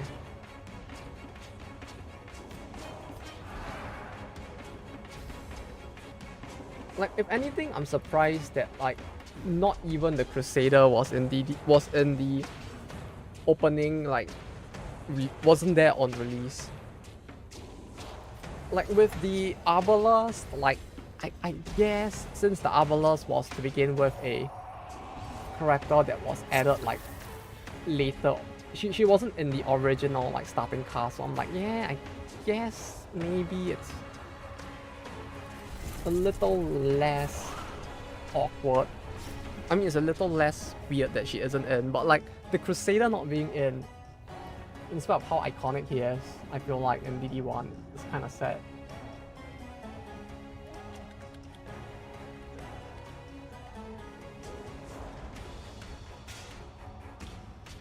Punch, punch, punch, punch.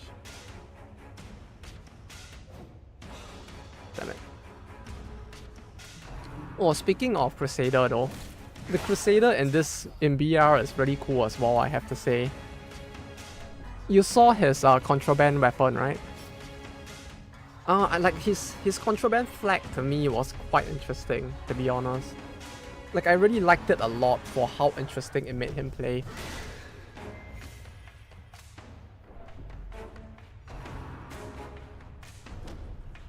They're leaving him out. Yeah, I know, right? They put Dismas in, but not Renault.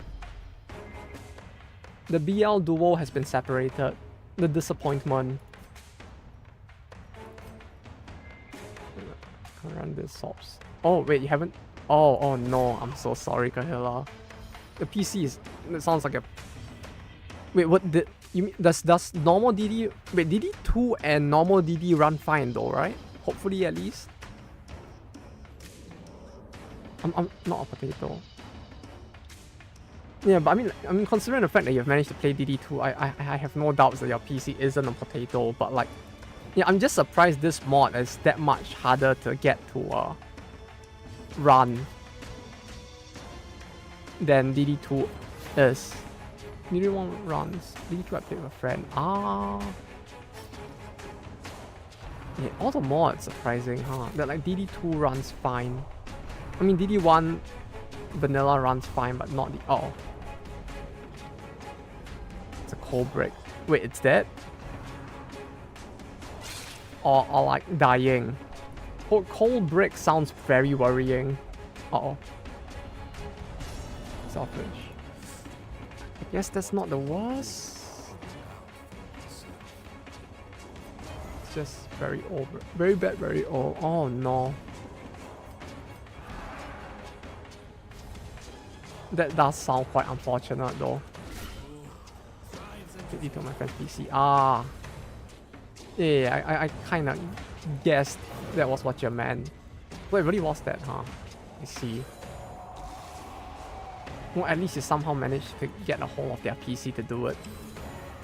Well, I mean, go over to their place and play it, so it's not too much of a loss.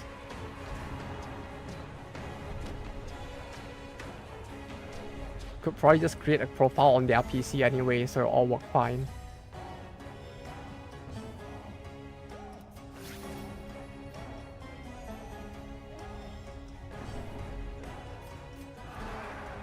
That's it. I do hope more people make mods for this mod. It feels weird to say, like, make mod for mod, but yeah. More mods in this mod will be interesting to see modding for the mod.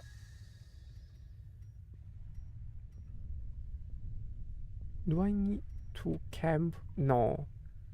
I don't need to camp now.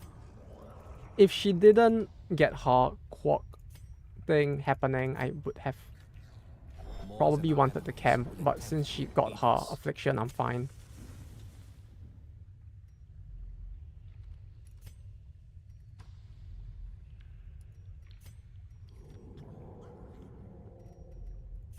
Well, it's a good thing we have two antiquarians. This is why we have two of them.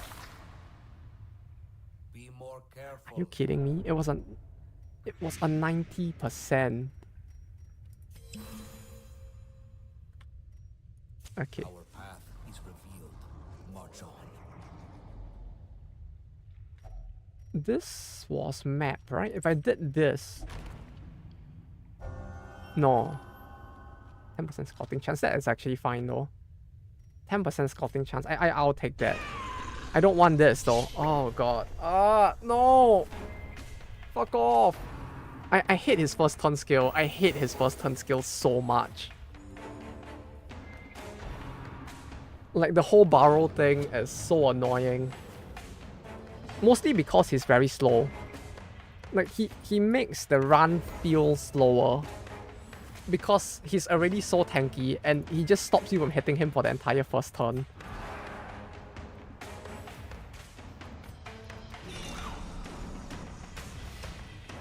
I hate it so much.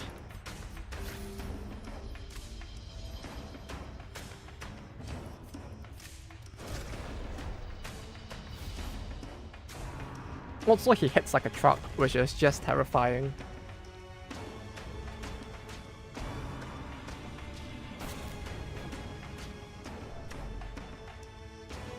He missed. His skill's level... No, his skill is level 4. How is he missing this often? Maybe I should have given him an accuracy item instead, huh?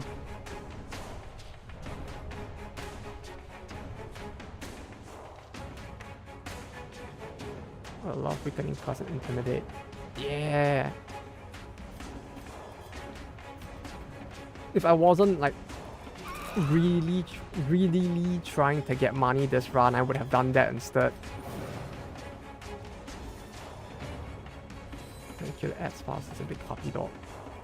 That's true.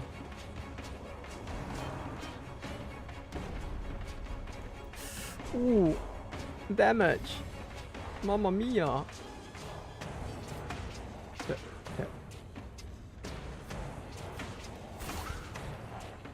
you kidding me? He survived.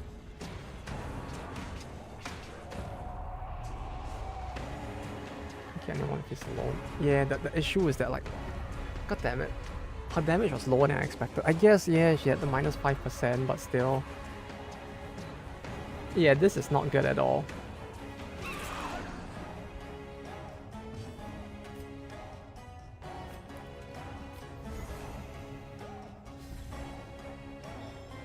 There's a whole party slow when he cleaves.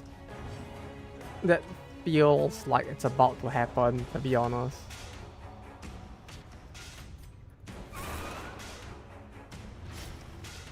That's 12 damage.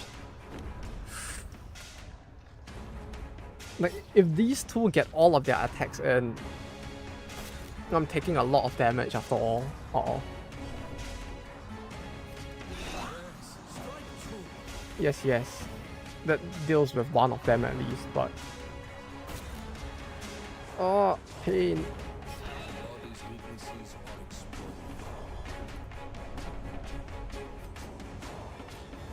Yeah, this party is a little derpy, I have to say. No, I should have gotten damage items on her instead. The issue was more like I was so broke before this run started that I had no money to even like bring proper items in. So everyone is running a fasting seal as a result. Because like, I just did not have any money at all. So like I'm actually severely low on damage as well.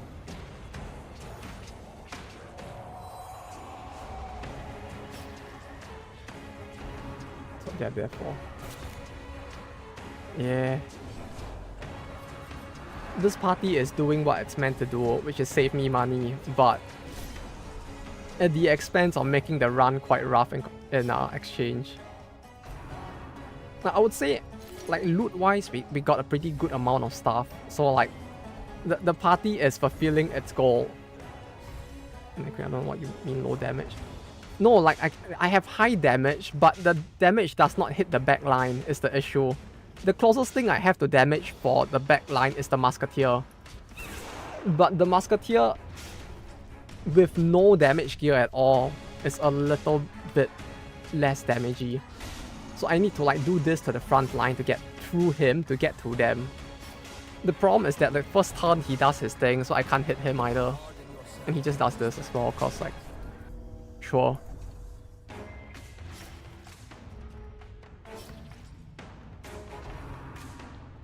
Uh-oh. Okay.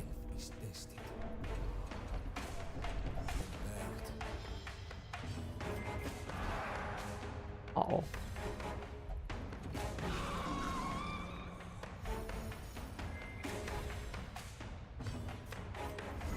Okay. He will survive. Just don't cleave. And we'll be good. It just crit twice in a row.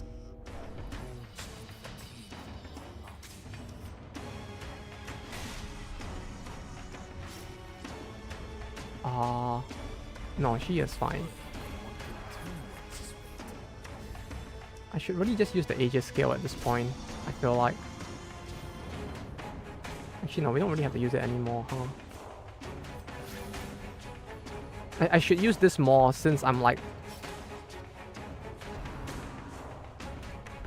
I feel like I'm over-saving that item when I should be just using it instead. Especially since I have like this equipped on 2 people. I'm being a little too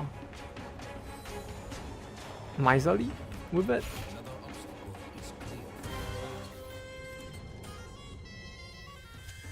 Oh no, I need food. Huddled together, the nights here are frigid. Hunger will bring Damn it. weakness and destruction. Alright, because he doesn't have fair weather. Everyone but him has it. Now that's a big oath.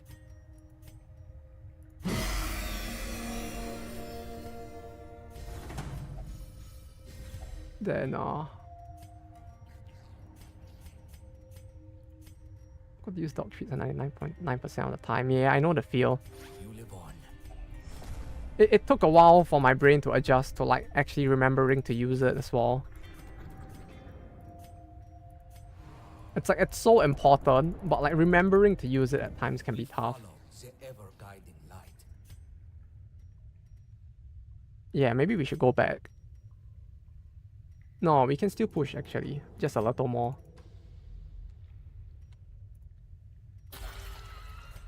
Like if I use the Aegis skills properly, we can go one more battle. I just need to remember to use it, that's all.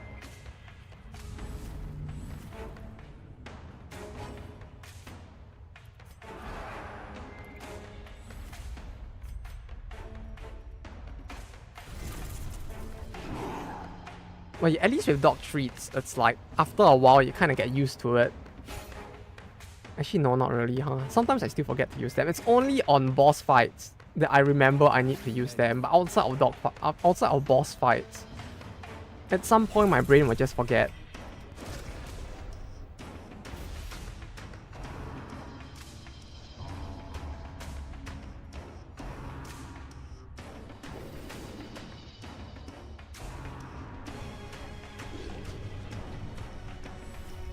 Spin advance.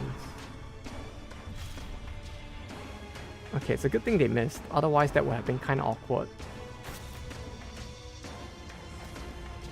Okay. Okay. Hit this one. Good. It's going a little better.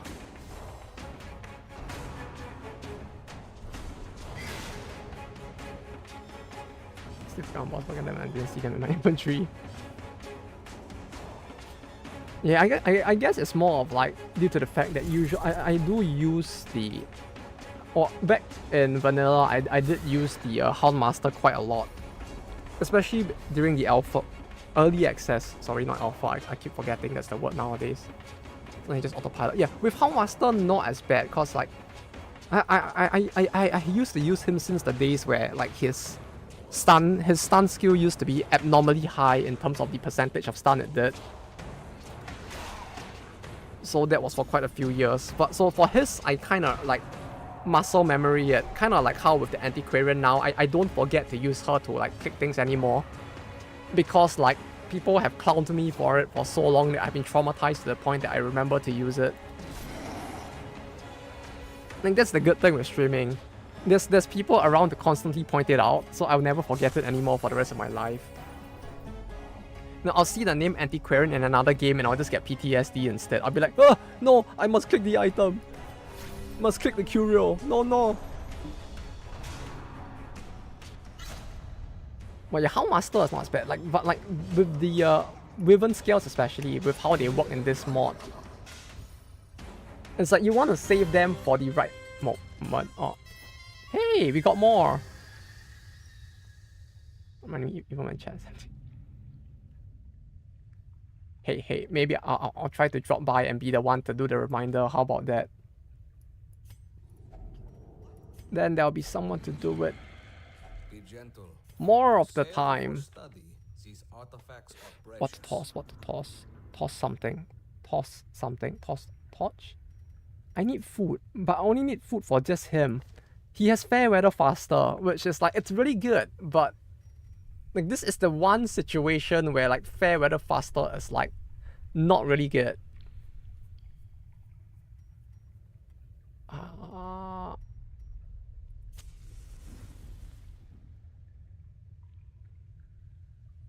Did you ever run Pitch Black mod? No, I was warned against it, so I actually didn't do it.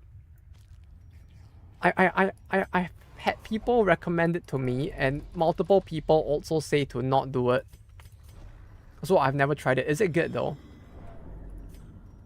I mean, if it's good, I'll give it a try at some point.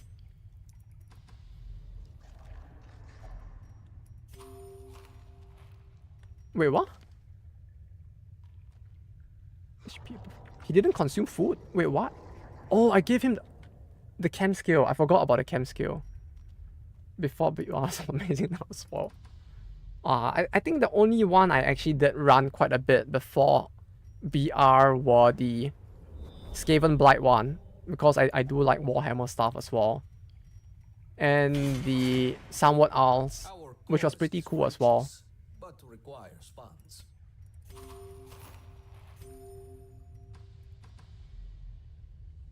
But yeah, with this one, because it's a total I mean, was... I am sure Wait, no, was the Pitch Black one also a total overhaul?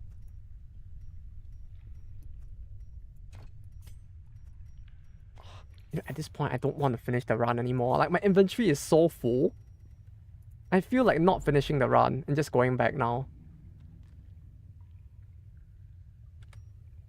Yes, huh. Maybe I should give it a try at some point then. I heard, like, of course this could all be just... this could all be wrong because it's all hearsay, but like... it was like, from what people were telling me, it was like, it was not as well balanced. I don't know how true that is. So they were warning me against giving it a try. They were saying like, if you wanted to try something, you could just go with somewhere else instead. No new graphics. Oh. I heard it's more realistic and challenging as well.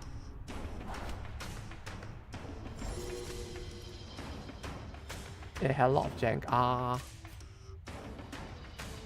Though, but to be fair, I guess that's most of this game, so it's like, eh.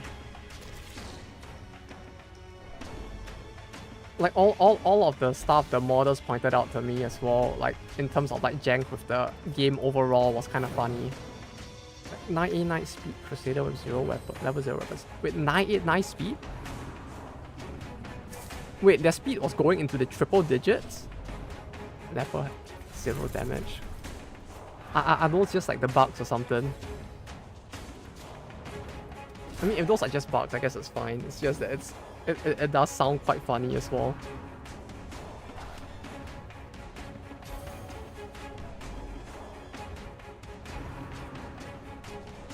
Hilarious for the former. Yeah, I can imagine the latter would be quite traumatic to actually experience. Like, you're trying to play the mod normally and then like your leopard just has 0 damage instead. That sounds terrifying.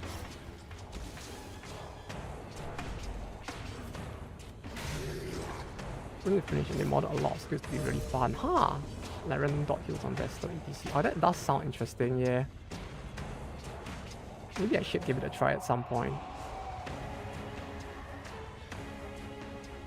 No one shot the slimes from the wheel who divided on hit. Oh no. Yeah, that's a very big oh no right there, huh? Yeah, not being able to kill those like in a single hit is quite a problem, especially considering the leper is supposed to be, you know, the guy who hits very hard. They crashed my game.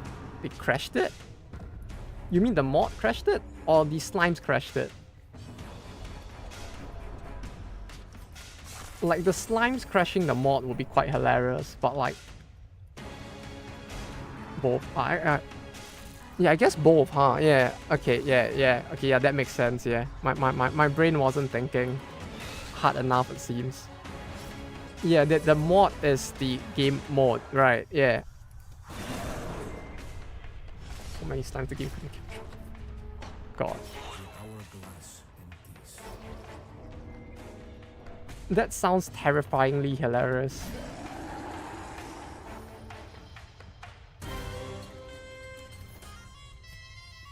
Cool. We done. Oh! Shit! I cannot forget this. The horrors these devils commit should be forever ceased. No. Well, that was nice. That's a lot of money. That was a lethal perk. They say that those lethal. who stray into the reliquary are driven mad or remolded into its mind. Let's be sure not to enable Crimson Cloud on the farm. Do they cause it to bug out? Oh yeah, I forgot to point it out. We did find the robot as well. The one that like gives you the lost tag. It was the mecha on the ground. I forgot to point it out, but we did actually see one, but only one though.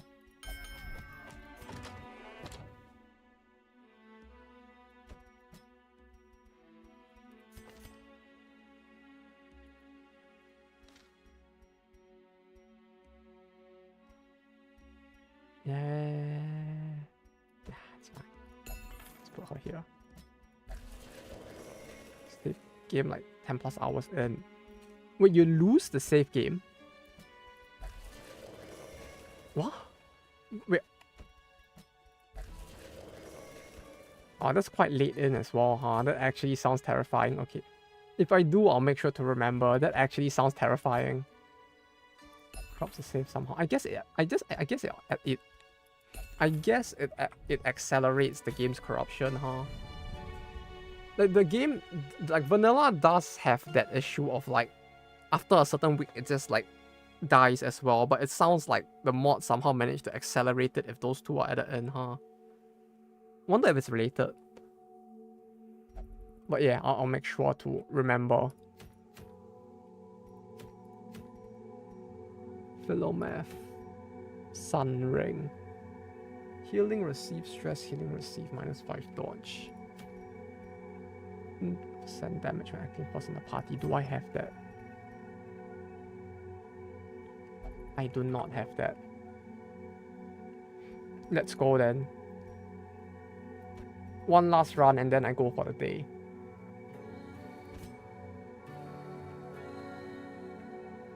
I need people who can mark though. People who can mark.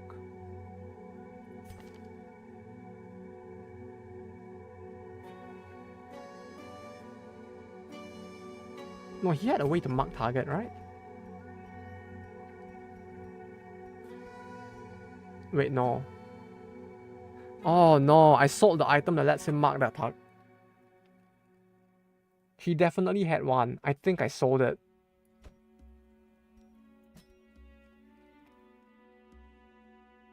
The item that lets you mark the target.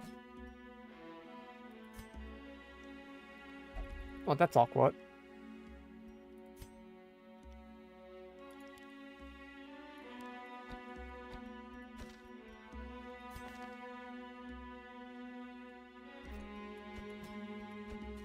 Wait. 2, 3, 4. Because I really don't have many other people to bring now. So we'll go with this.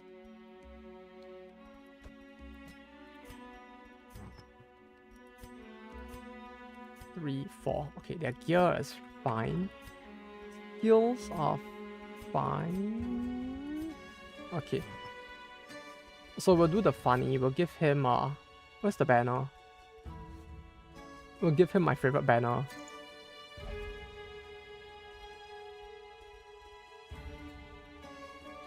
On monster kill. No. What we're gonna want to do is the bounty hunter thing. To basically allow him to farm the way that the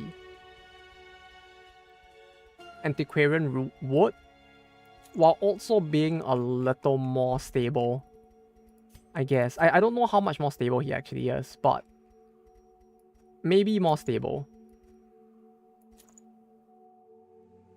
Isn't this game silly? And Mark is now a debuff. Mark being a debuff does feel a little bit more annoying, since like it means that you need to actually actively try to land it rather than just it automatically applying. But one thing they did with Mark that I do appreciate is that Mark runs on a separate set of rules than normal skills do. So like instead of like Mark lasting every time going deep, instead of Mark ticking down every single time an enemy takes an action, it takes once per turn. So like when you mark a boss for 3 turns, instead of like your mark disappearing if the boss attacks 3 times in 1 turn, now it disappears in 3 actual turns, which is quite nice. So why is Hellion carrying a fridge? The bigger question is why not? This is the weapon to surpass Metal Gear. And you actually get 3 rounds of it. Yeah, I do appreciate that one thing. The more important question is why is there anime on the fridge? But yes, the fridge is the best weapon in the game, clearly. What could be better? What could be better? That's well. It's the best mod.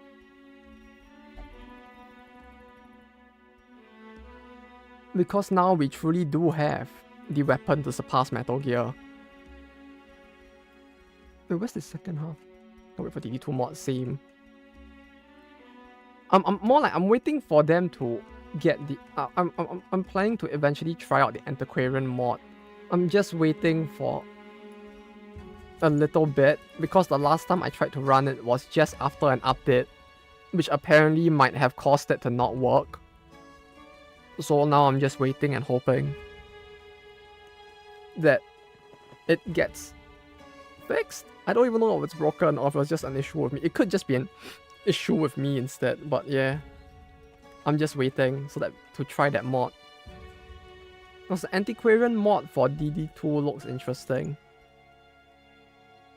It's just that the lack of a workshop does make adding mods to it a little harder. So I'm kinda excited to see. Or rather, I'm kinda hoping that they find a way to do it more painlessly.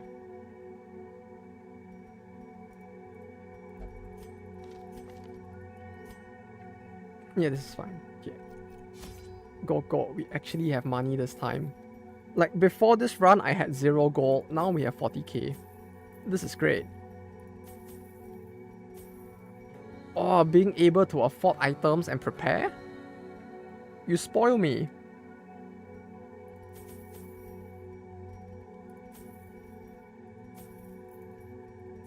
Oh, this feels great. Being able to buy items feels very good.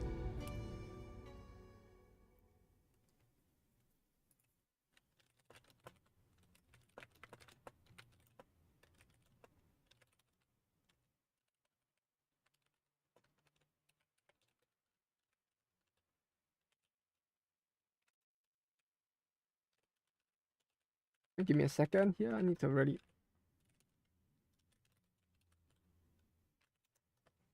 Okay, let's go. Cave-dwelling savages are vast in But yeah, the mod for the fridge is just funny cause like it does add a lot of fridges for her.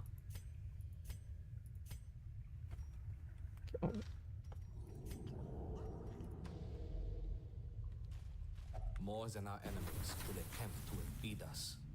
But yeah, I recall like the origin of the mod was also kind of funny. Like apparently within the modding community, they do joke that like the original, like, because the way the game works is that like the characters are stored like by parts, I think.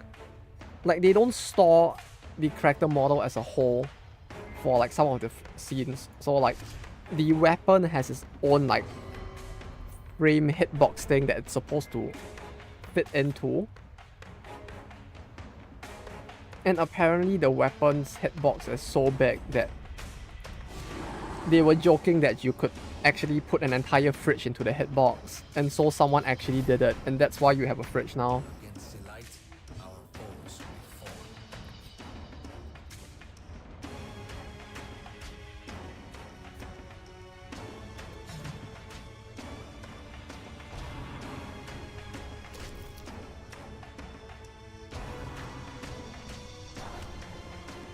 Like the actual like origin story as well is such a meme. I love it.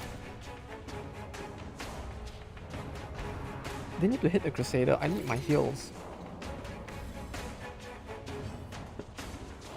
Truth be told, using this on the Crusader probably isn't the smartest thing to be doing, but I do like this banner a lot, even though it's like a little questionable whether or not it's actually that good.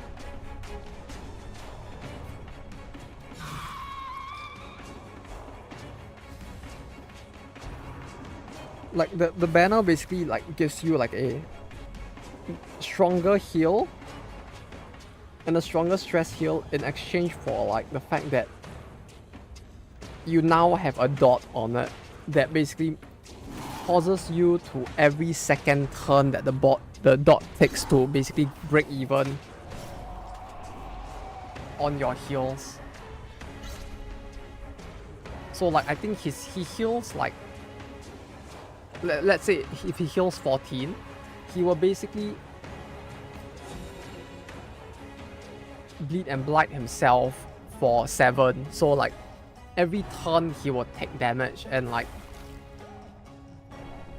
basically you basically run a Ponzi scheme is what I'm trying to say. You get more heal now, and then you push the payment of your penalty to the next day to actually take. That's driving me crazy. I can imagine. It's very hard to use. It's quite silly. But for some reason, I really like it, even though it's very silly.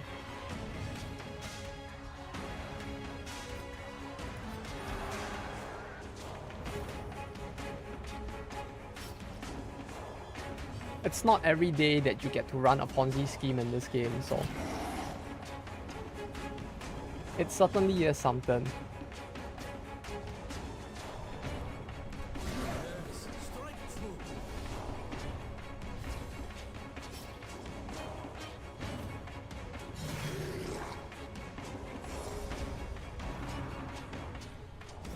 Yeah, the bigger issue now is just the fact that like I need a way to basically a dot killer for the killer. Yeah, pretty much. Or you need the item, you need the perfumer item from the caverns for him. If you once you get that item, after a few turns, he will never take the bleed blight again. So you basically complete the Ponzi scheme by getting him to the point where he will never suffer from the penalty, or he'll barely suffer from it rather. Crystal. No, there's the perfumer item did it gave you 10% bleed blight resist every time you use the friendly skill. That lasts for 8 turns, and it also gives you like I think 8% protect. So with that thing, you essentially can reach the point where you actually have enough bleed blight resist for him to not suffer from his own drawback. So because he keeps using your friendly skills, his defense actually goes up as well. So he basically becomes tankier and less resistant to like dots in general. The issue is getting that thing and leveling it up, because that is super grindy. But if you manage to get it and like level it up, it's really good. I think that perfumer item might actually be my favorite one in the entirety of this mod. Because even if not on him, you can use it on any tank. And it, damn it, works quite well. Like, I would give it to the man-at-arms as well, and just get him to use like defensive skills every turn.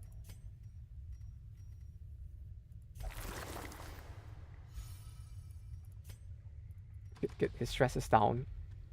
Now we just need the man-at-arms to give us more money. I mean, no, sorry, the bounty hunter. This was shovel, yeah. Cool. Like, I really like that perfumer item. The only issue I have with it is really just the fact that like perfumer items are so grindy. Like I would, in order to properly and like, in order to stably grind a perfumer item, I need to go to the caverns on medium or hard, no, on veteran or champion, and do a long dungeon with scout, and basically get every single scout to trigger. Which means I have to bring a very specific party and run the dungeon on long over and over, which with the caverns long is like an hour plus. I definitely want one. Mine's only level 2. Yeah, it's such a pain to grind is the issue. As much as I love the item, I hate grinding for it.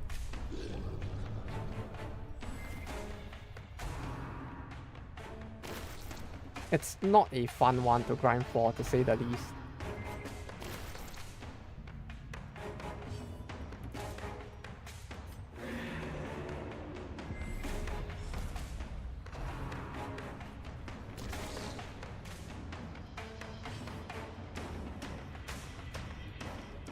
What's his move? Can I check his move? Back 2, forward 2, back 2, forward 2. So, like this. Back 2. better than nothing. Like there was once I think I got it to, was it level 4 or 5, but that took like almost like 6 or 7 hours of grinding to do it, because I essentially just like went to the caverns and ran like long dungeons on champion over and over and over until like the weapon, like until the perfumer item was near its max level. Wow, that was hell. As much as I love it, it's rough.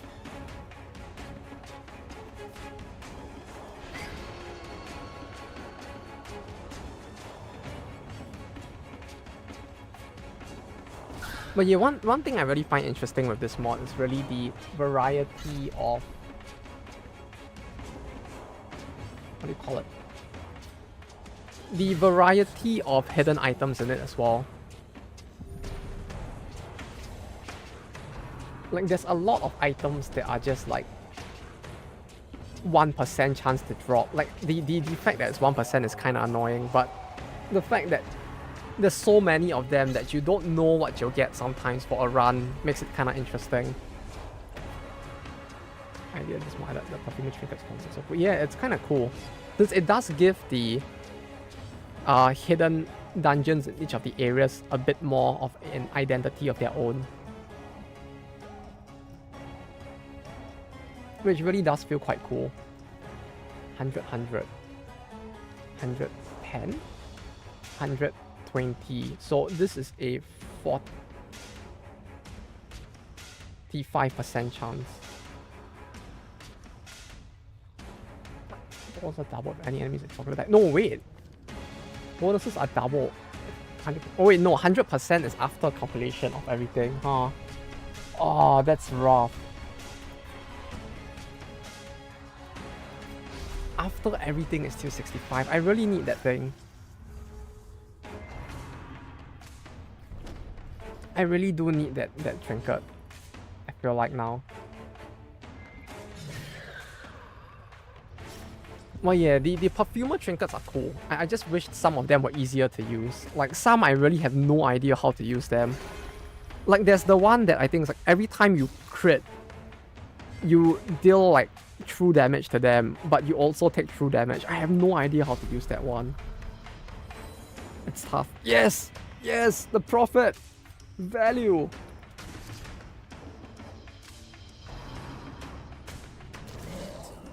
She removed it. Oh.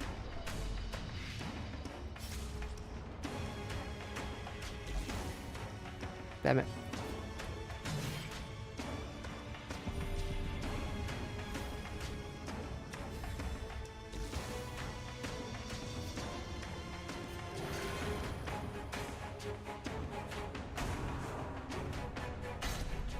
One other thing I do like with how his skill works though,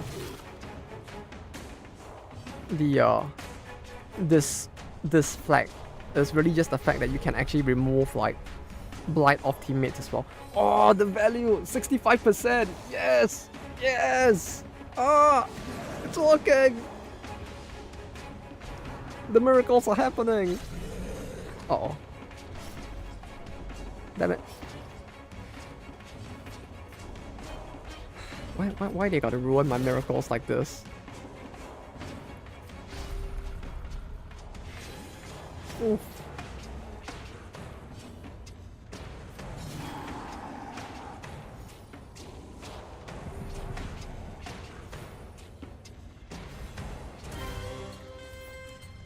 We press on. There is much to do. Get rid of the bleed. We'll take the blight. I'm fine with the blight.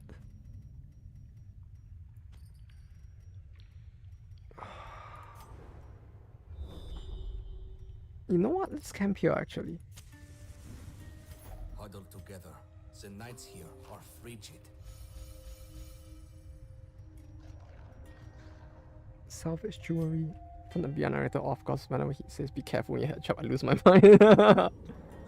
Understandable. I step lightly. No, I'm trying. I swear. It's a great voice actor. Yeah, the voice act. His voice is great. I actually do like the narrator for this, the captain, as he is called. Love it. No complaints with his voice. The line is a little condescending though.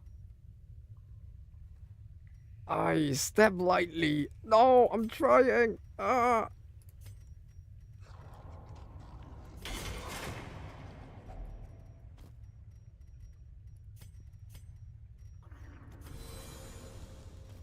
There we go.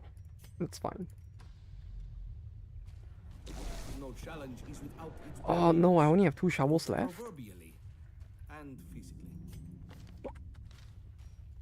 And physically. Physical.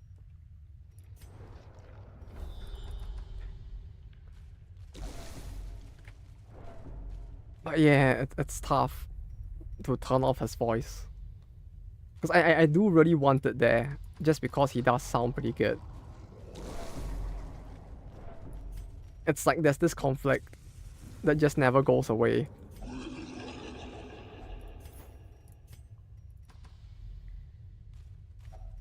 This used... No, it used the salt, yeah. Because the trap in itself is payment, but now especially when your party is hurting. Yeah. It's even worse when it's the what's that area called? When it's the treasury traps. When it's the treasury traps and you get hit, you take the damage and you get that 15% increased damage taken for the next battle. Oh, pain. Why the fuck are you telling me this now?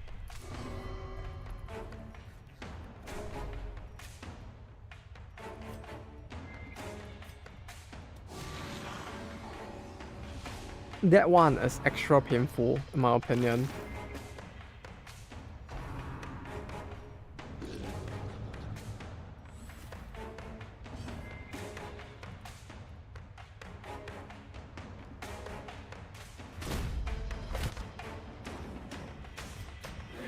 Exactly, those trips are the worst. Yeah, I hate the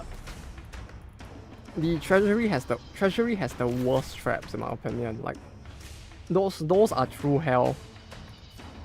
One has not experienced true hell until they have hit the treasury traps, and then it's like everything goes downhill from there.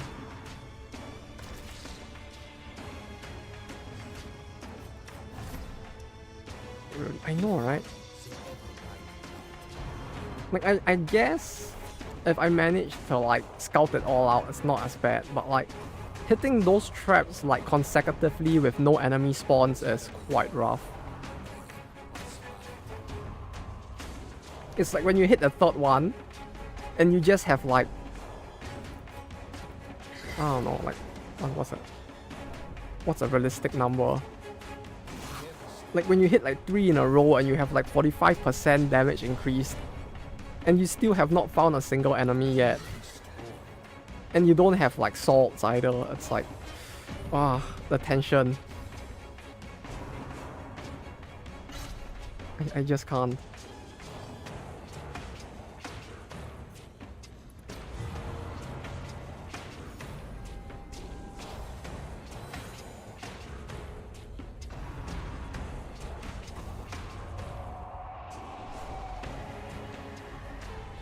Oh.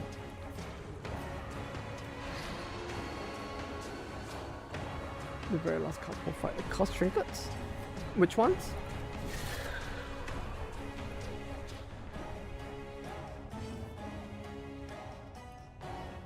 I think I may have forgotten which ones those are. Cost ones?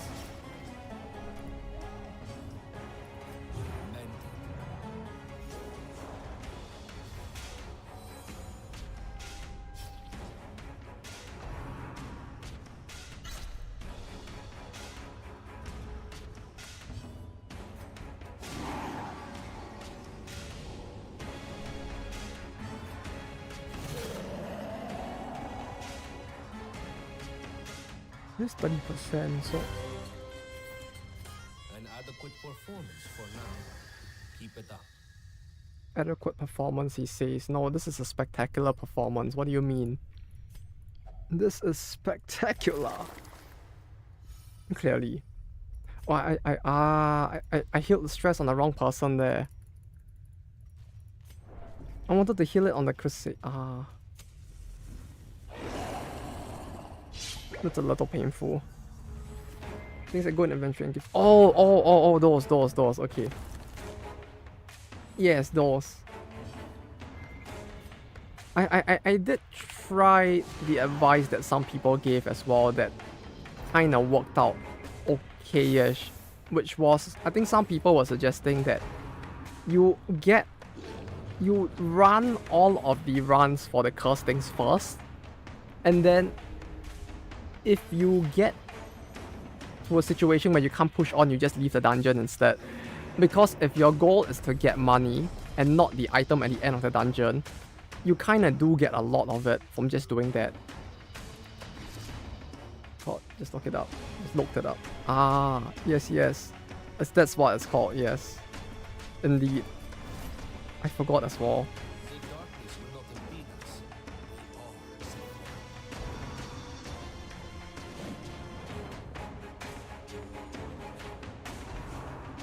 We are safe. Yeah, those can get quite bad. I think among all of the visages, the one that I find to be the worst would probably be the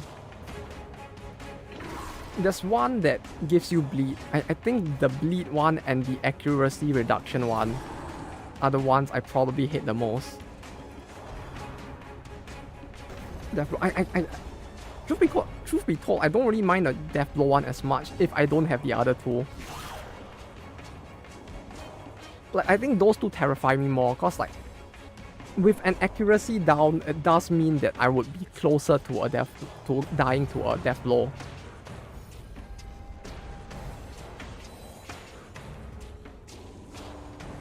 And the bleed one would put me closer to a death door as well.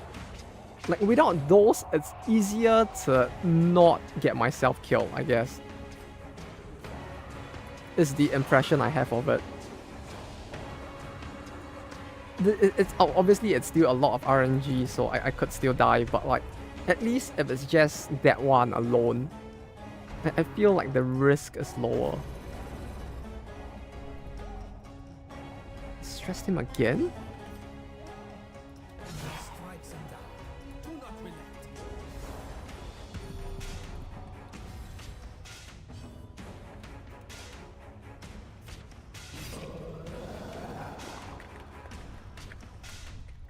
You can hit when it matters, the danger level is follow. Yeah. That's the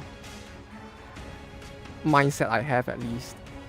It may not be the most true most of the time, but it certainly does feel a bit more safe, at least. I can't deal with the bleed one. The bleed one terrifies me so much. Like, just the idea of like the whole party just spontaneously getting random bleed stacks on them. Ooh, no, 3 isn't very high, but yeah.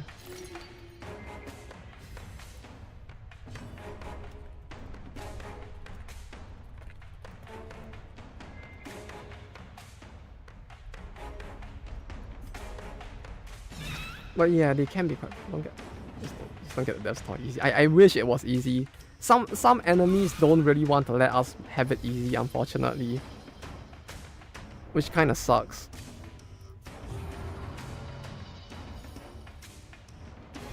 This dude runs the best Ponzi schemes of all time. Look at that minus 30% stress. Oh. Oh no, stress.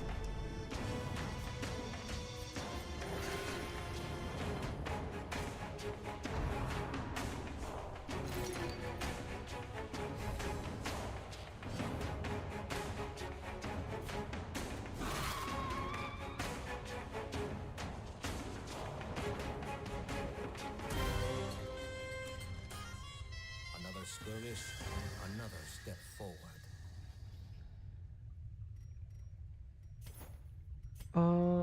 Use the torch, swap it out, and we move on.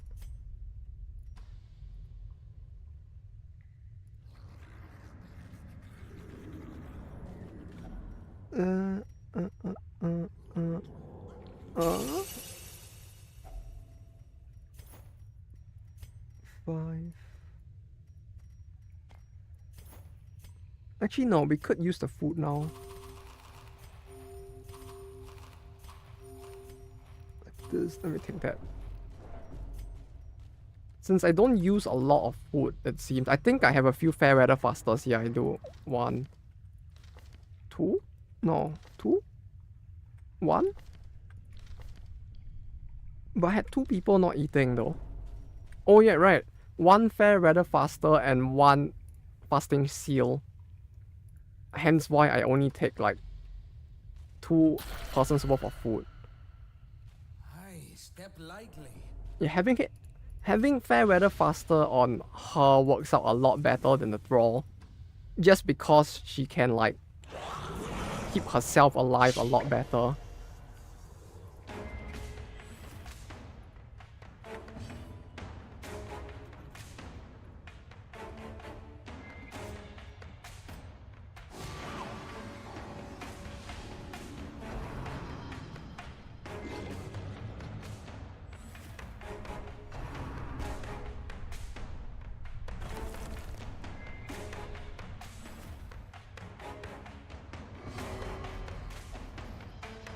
But yeah, trying to get him to get the last blow every single time is a little annoying. It makes me wish... Oh, I guess there is a way.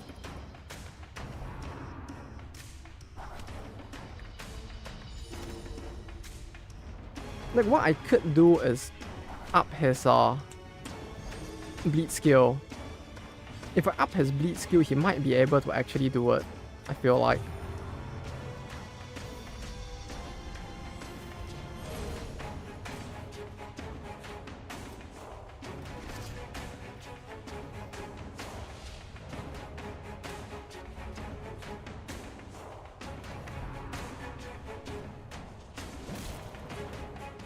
Like, the way bleed works, I mean dots work really does feel a little like confusing in this game.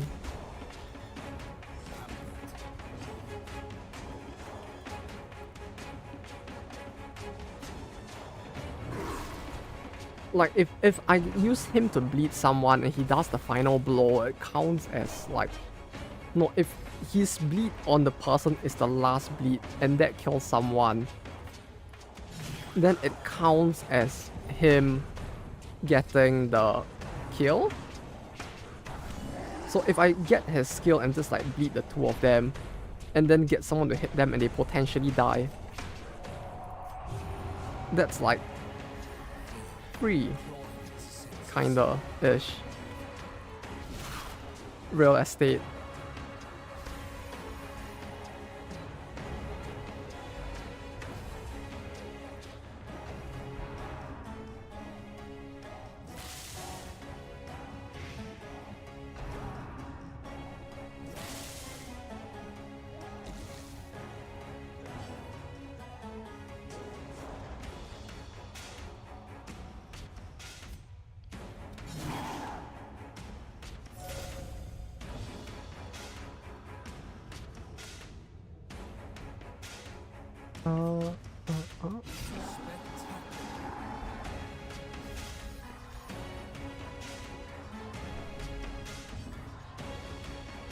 Do I really... I mean, as long as he coincidentally gets it, it's fine, but I don't really want to like get him to actively chase the kills at this point, because like, it's good money, but it's very slow money as well.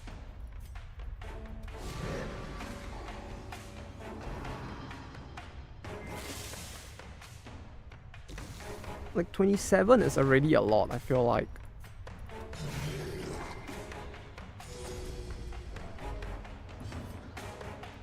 So like, it's great and all, but pain of the grind.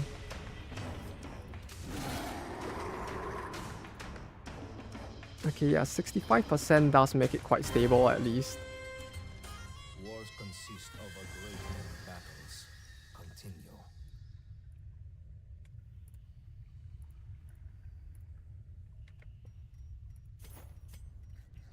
He's getting 9 per battle, huh? 36. Yeah, that's a lot of gold there at least.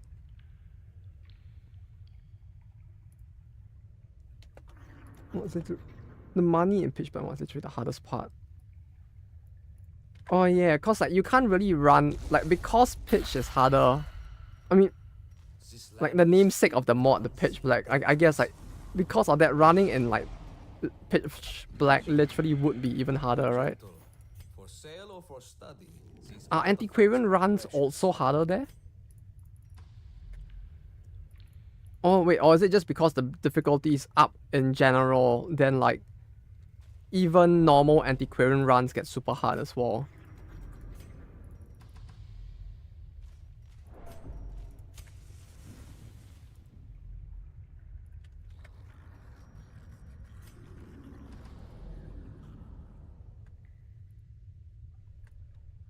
The half income, the half. Oh, the half the income. Half is a little extreme, I feel like. Sure, the previous owner will not mind. Half the. That really does feel quite extreme.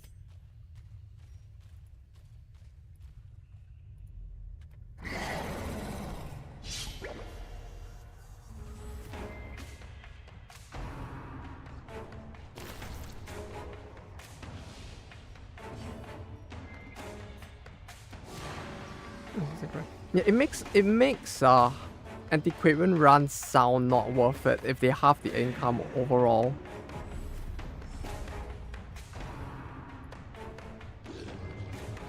I don't know.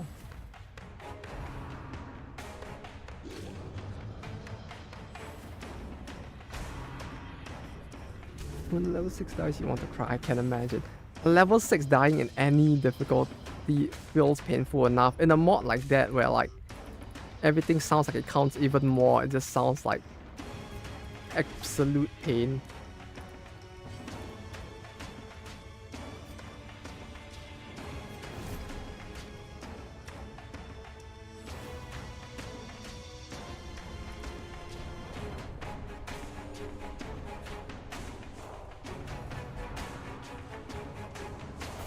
Oh. Like the amount of time it takes, I guess, to regrind the levels to the point where it work out is, I don't know, it just feels rough. I want to cry regardless anyways. Hello, Pricklius. And welcome.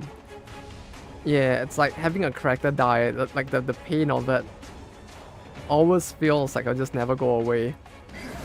It will haunt you forever. Choose party comes very carefully. Huh.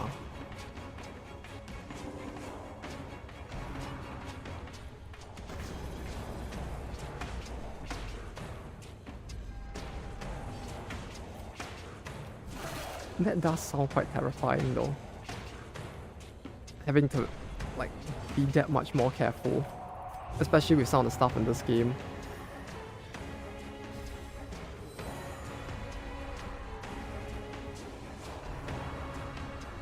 Remembering the bad run is painful too. Or is it because of the investment into it? Since it's like double? Not double.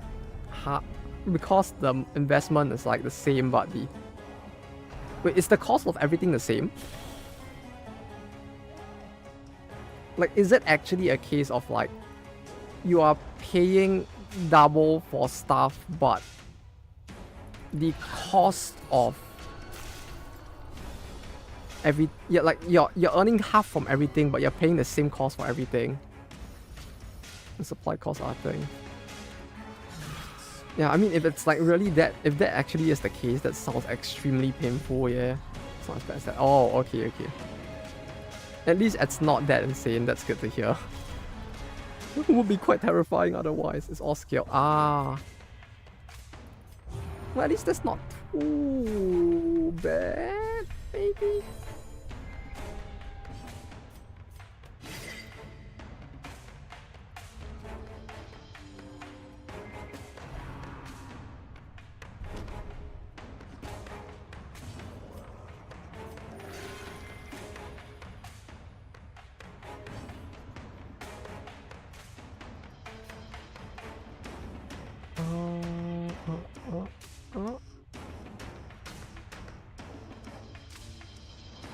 Why just get her to finish it off? No, he can hit.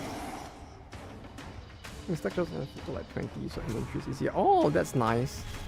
Yeah, and I really do feel like this game in general just could do with like a bit more inventory space. Like, I do like that this mod also kind of does it with the whole like...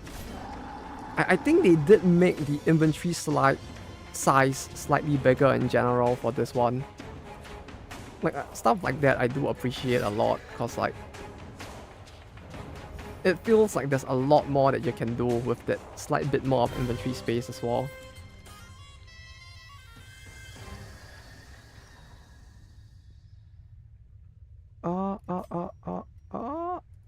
Before. Then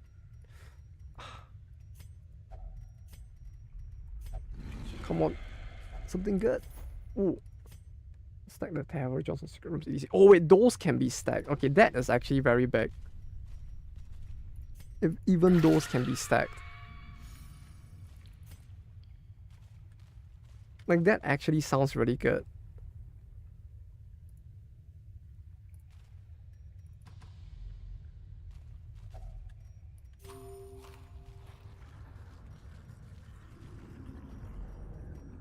Through here and here. And here?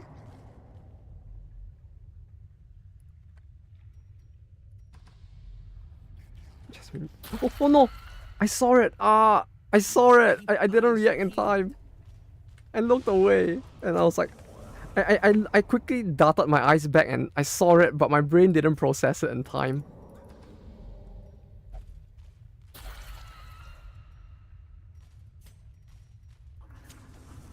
But yeah, money is that much more important in that mod, huh?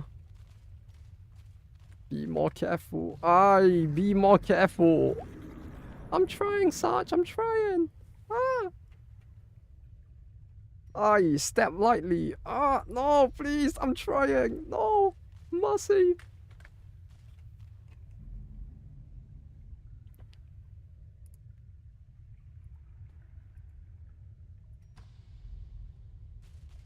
Oh, wait. Damn it. Forward. Forward. Yes. Torch.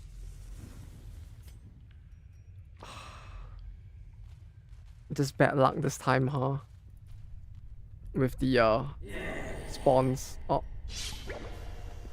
Else we could have gone through this maybe a little bit faster, but it's fine.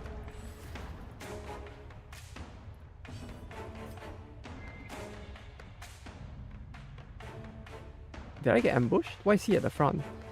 No, I definitely did get ambushed here. Turn off Wayne in D2 as well. It makes me live it after hearing the same line 2,000 times. Yeah, I feel like he might have had less lines in DD2 as well in general. Like, there were some parts of the lines that felt very iffy in general. Like, I'm not sure if it bothered you as much, but did you notice how when it came to the lines of him, like when he says the chapter name, it's like it almost feels like they were reusing the lines a little. Like he says like the person's the adventurous class chapter 1 and then the chapter name, but when he says like the chapter name, but like in between all three there's like a very weird pause. Like that actually bothered me just a little bit. Like, it's not a big deal, but like it did sound a little iffy hearing that, for me at least.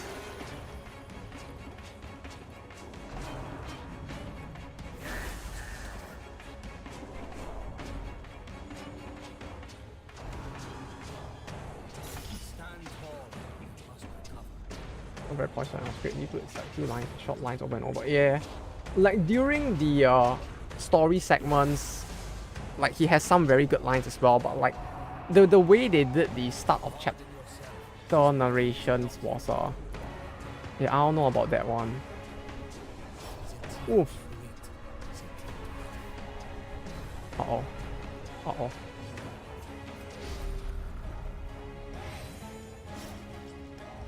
Here we go. It's time for the Ponzi scheme to begin.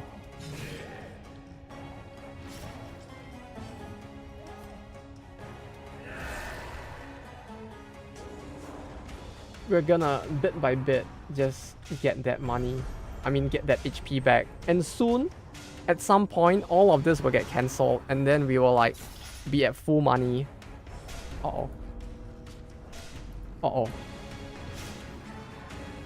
Uh-oh. Yeah, this is not good at all, is it? Oh no. Oh no. Oh.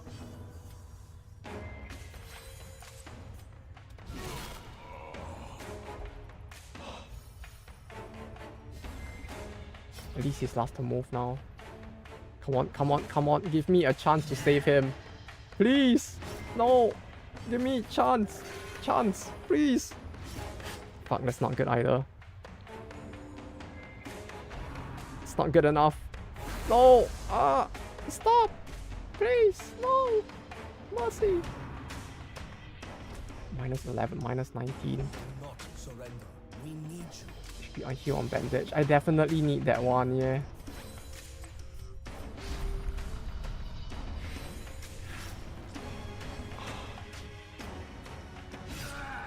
Oh, he's doing it. He's doing it.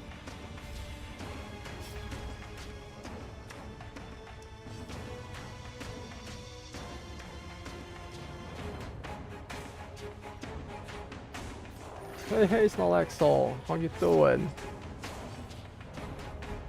Hope things happen. They good? Yes, maybe? Do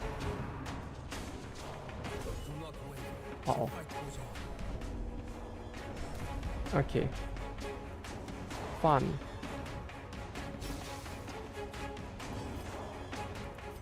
Whole party just isn't doing too well, huh?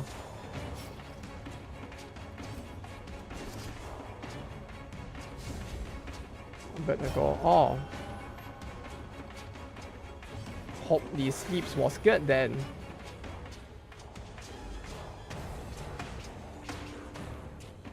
Ah.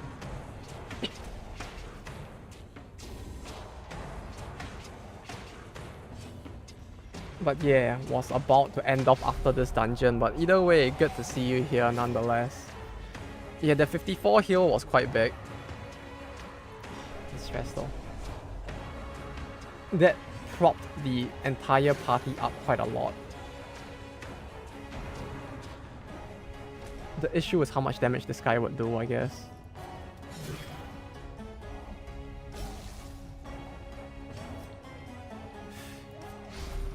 Yes, get it. Resist. Resist. No. The bleed. No, we already got our horrible luck out of the way with the previous run, clearly. This is like the turnaround. This is where we recover from like the last run being completely ass. Not the last one, the one before that one. Like 2 runs ago was completely ass. This one is not so bad.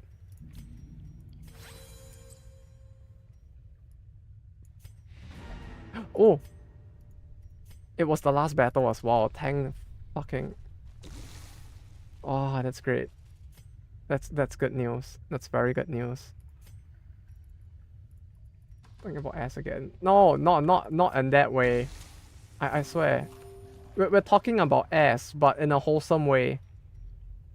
You know, I don't know how it's supposed to be wholesome, but it's in a wholesome way, I promise. Oh hey, Firewind. How you doing? Hope you've been doing good. I'm yeah, let's camp. Alone we will die. Together Okay, we will that's rise. good. But yes, we I tried to do the plant boss just before this. That went completely horribly, hence why we're doing this now. Like by the end of the plant boss, I forgot that I needed a guard break for the boss. So I went in with a decent-ish party but no guard break, and then realized that like there's so much to get past that I just could not, and so I backed out and I bankrupted myself.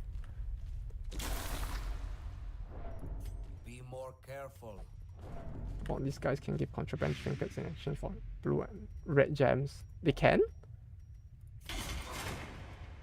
Wait, they give contraband? Oh.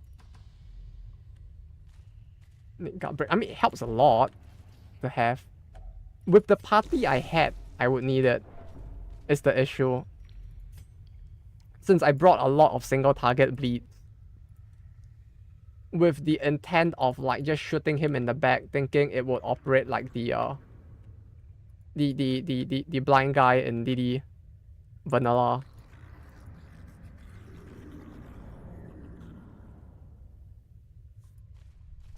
So that didn't go to plan.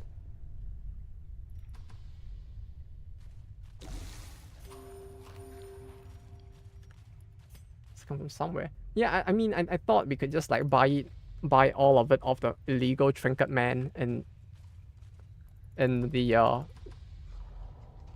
Plain Town base place. Amber Compass. Oh, those are considered what's it called? Reliquary rarity or something? But those are pretty good as well. Yeah. Would definitely want those, especially the Amber Extraction Kit. That one is very convenient. It would be to have it.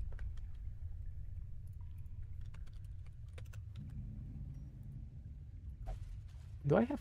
Take up this No. Okay, we go back then. This is nothing to trouble ourselves over. I cannot lose the victims. The horrors these devils commit should be forever seen. The rare drops and stuff. Yeah, those are really great though. That's what I mean. That's all. It is a holy day. Like the extraction kit, Feel free to I don't know. I like it for the only reason that it makes I mean that is probably the design intent, but that it makes antiquarian runs even more profitable is the main reason why I really like it. 68k, not the best, but a good sum of money to end the day on. So yeah, I guess I'll head off for today.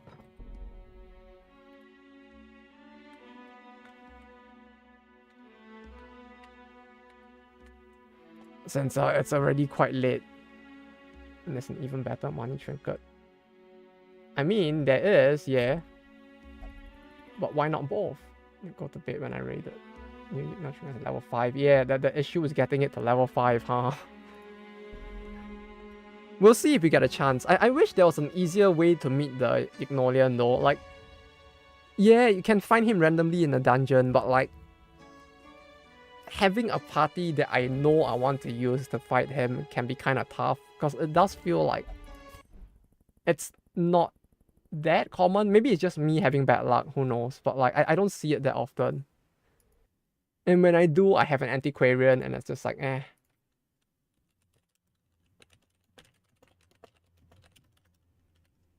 Not good info and contents, I forgot. I mean, you can thank Snorlaxo for the info, if anything. Like, he's the one who tells me stuff. Not him, Feuerwind, and everyone else. Like, I just sit here and do badly, and then they're like, you're doing it wrong. And I learn from that. But yes, I'll be heading off for now since it's 9:30. I still need to go and get my dinner since I didn't order dinner.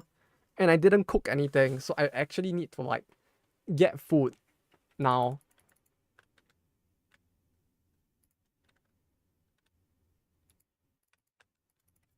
So yeah, I'll be heading off for now. See you next time maybe. Hey, oh yes, I'll see you around soon for your win, hopefully. But in the meantime, until then, you take care and have a good day. And the rest of the week, enjoy your weekend. If I don't see you for the rest of the weekend, enjoy it. And good luck with work or school stuff next week, everyone. Yes, thank you for dropping by, Mr. Cranky Pants. And you have a good day as well. Including you, Snorlaxo. Hope the day goes well. Well. And try not to cunny too hard, I guess. Thank you for the follow, Mr. Cranky Pants. But yes, try not to sus Lolly Requiem thing too hard in the meantime. Until the next time, I'll be seeing you guys hopefully soon.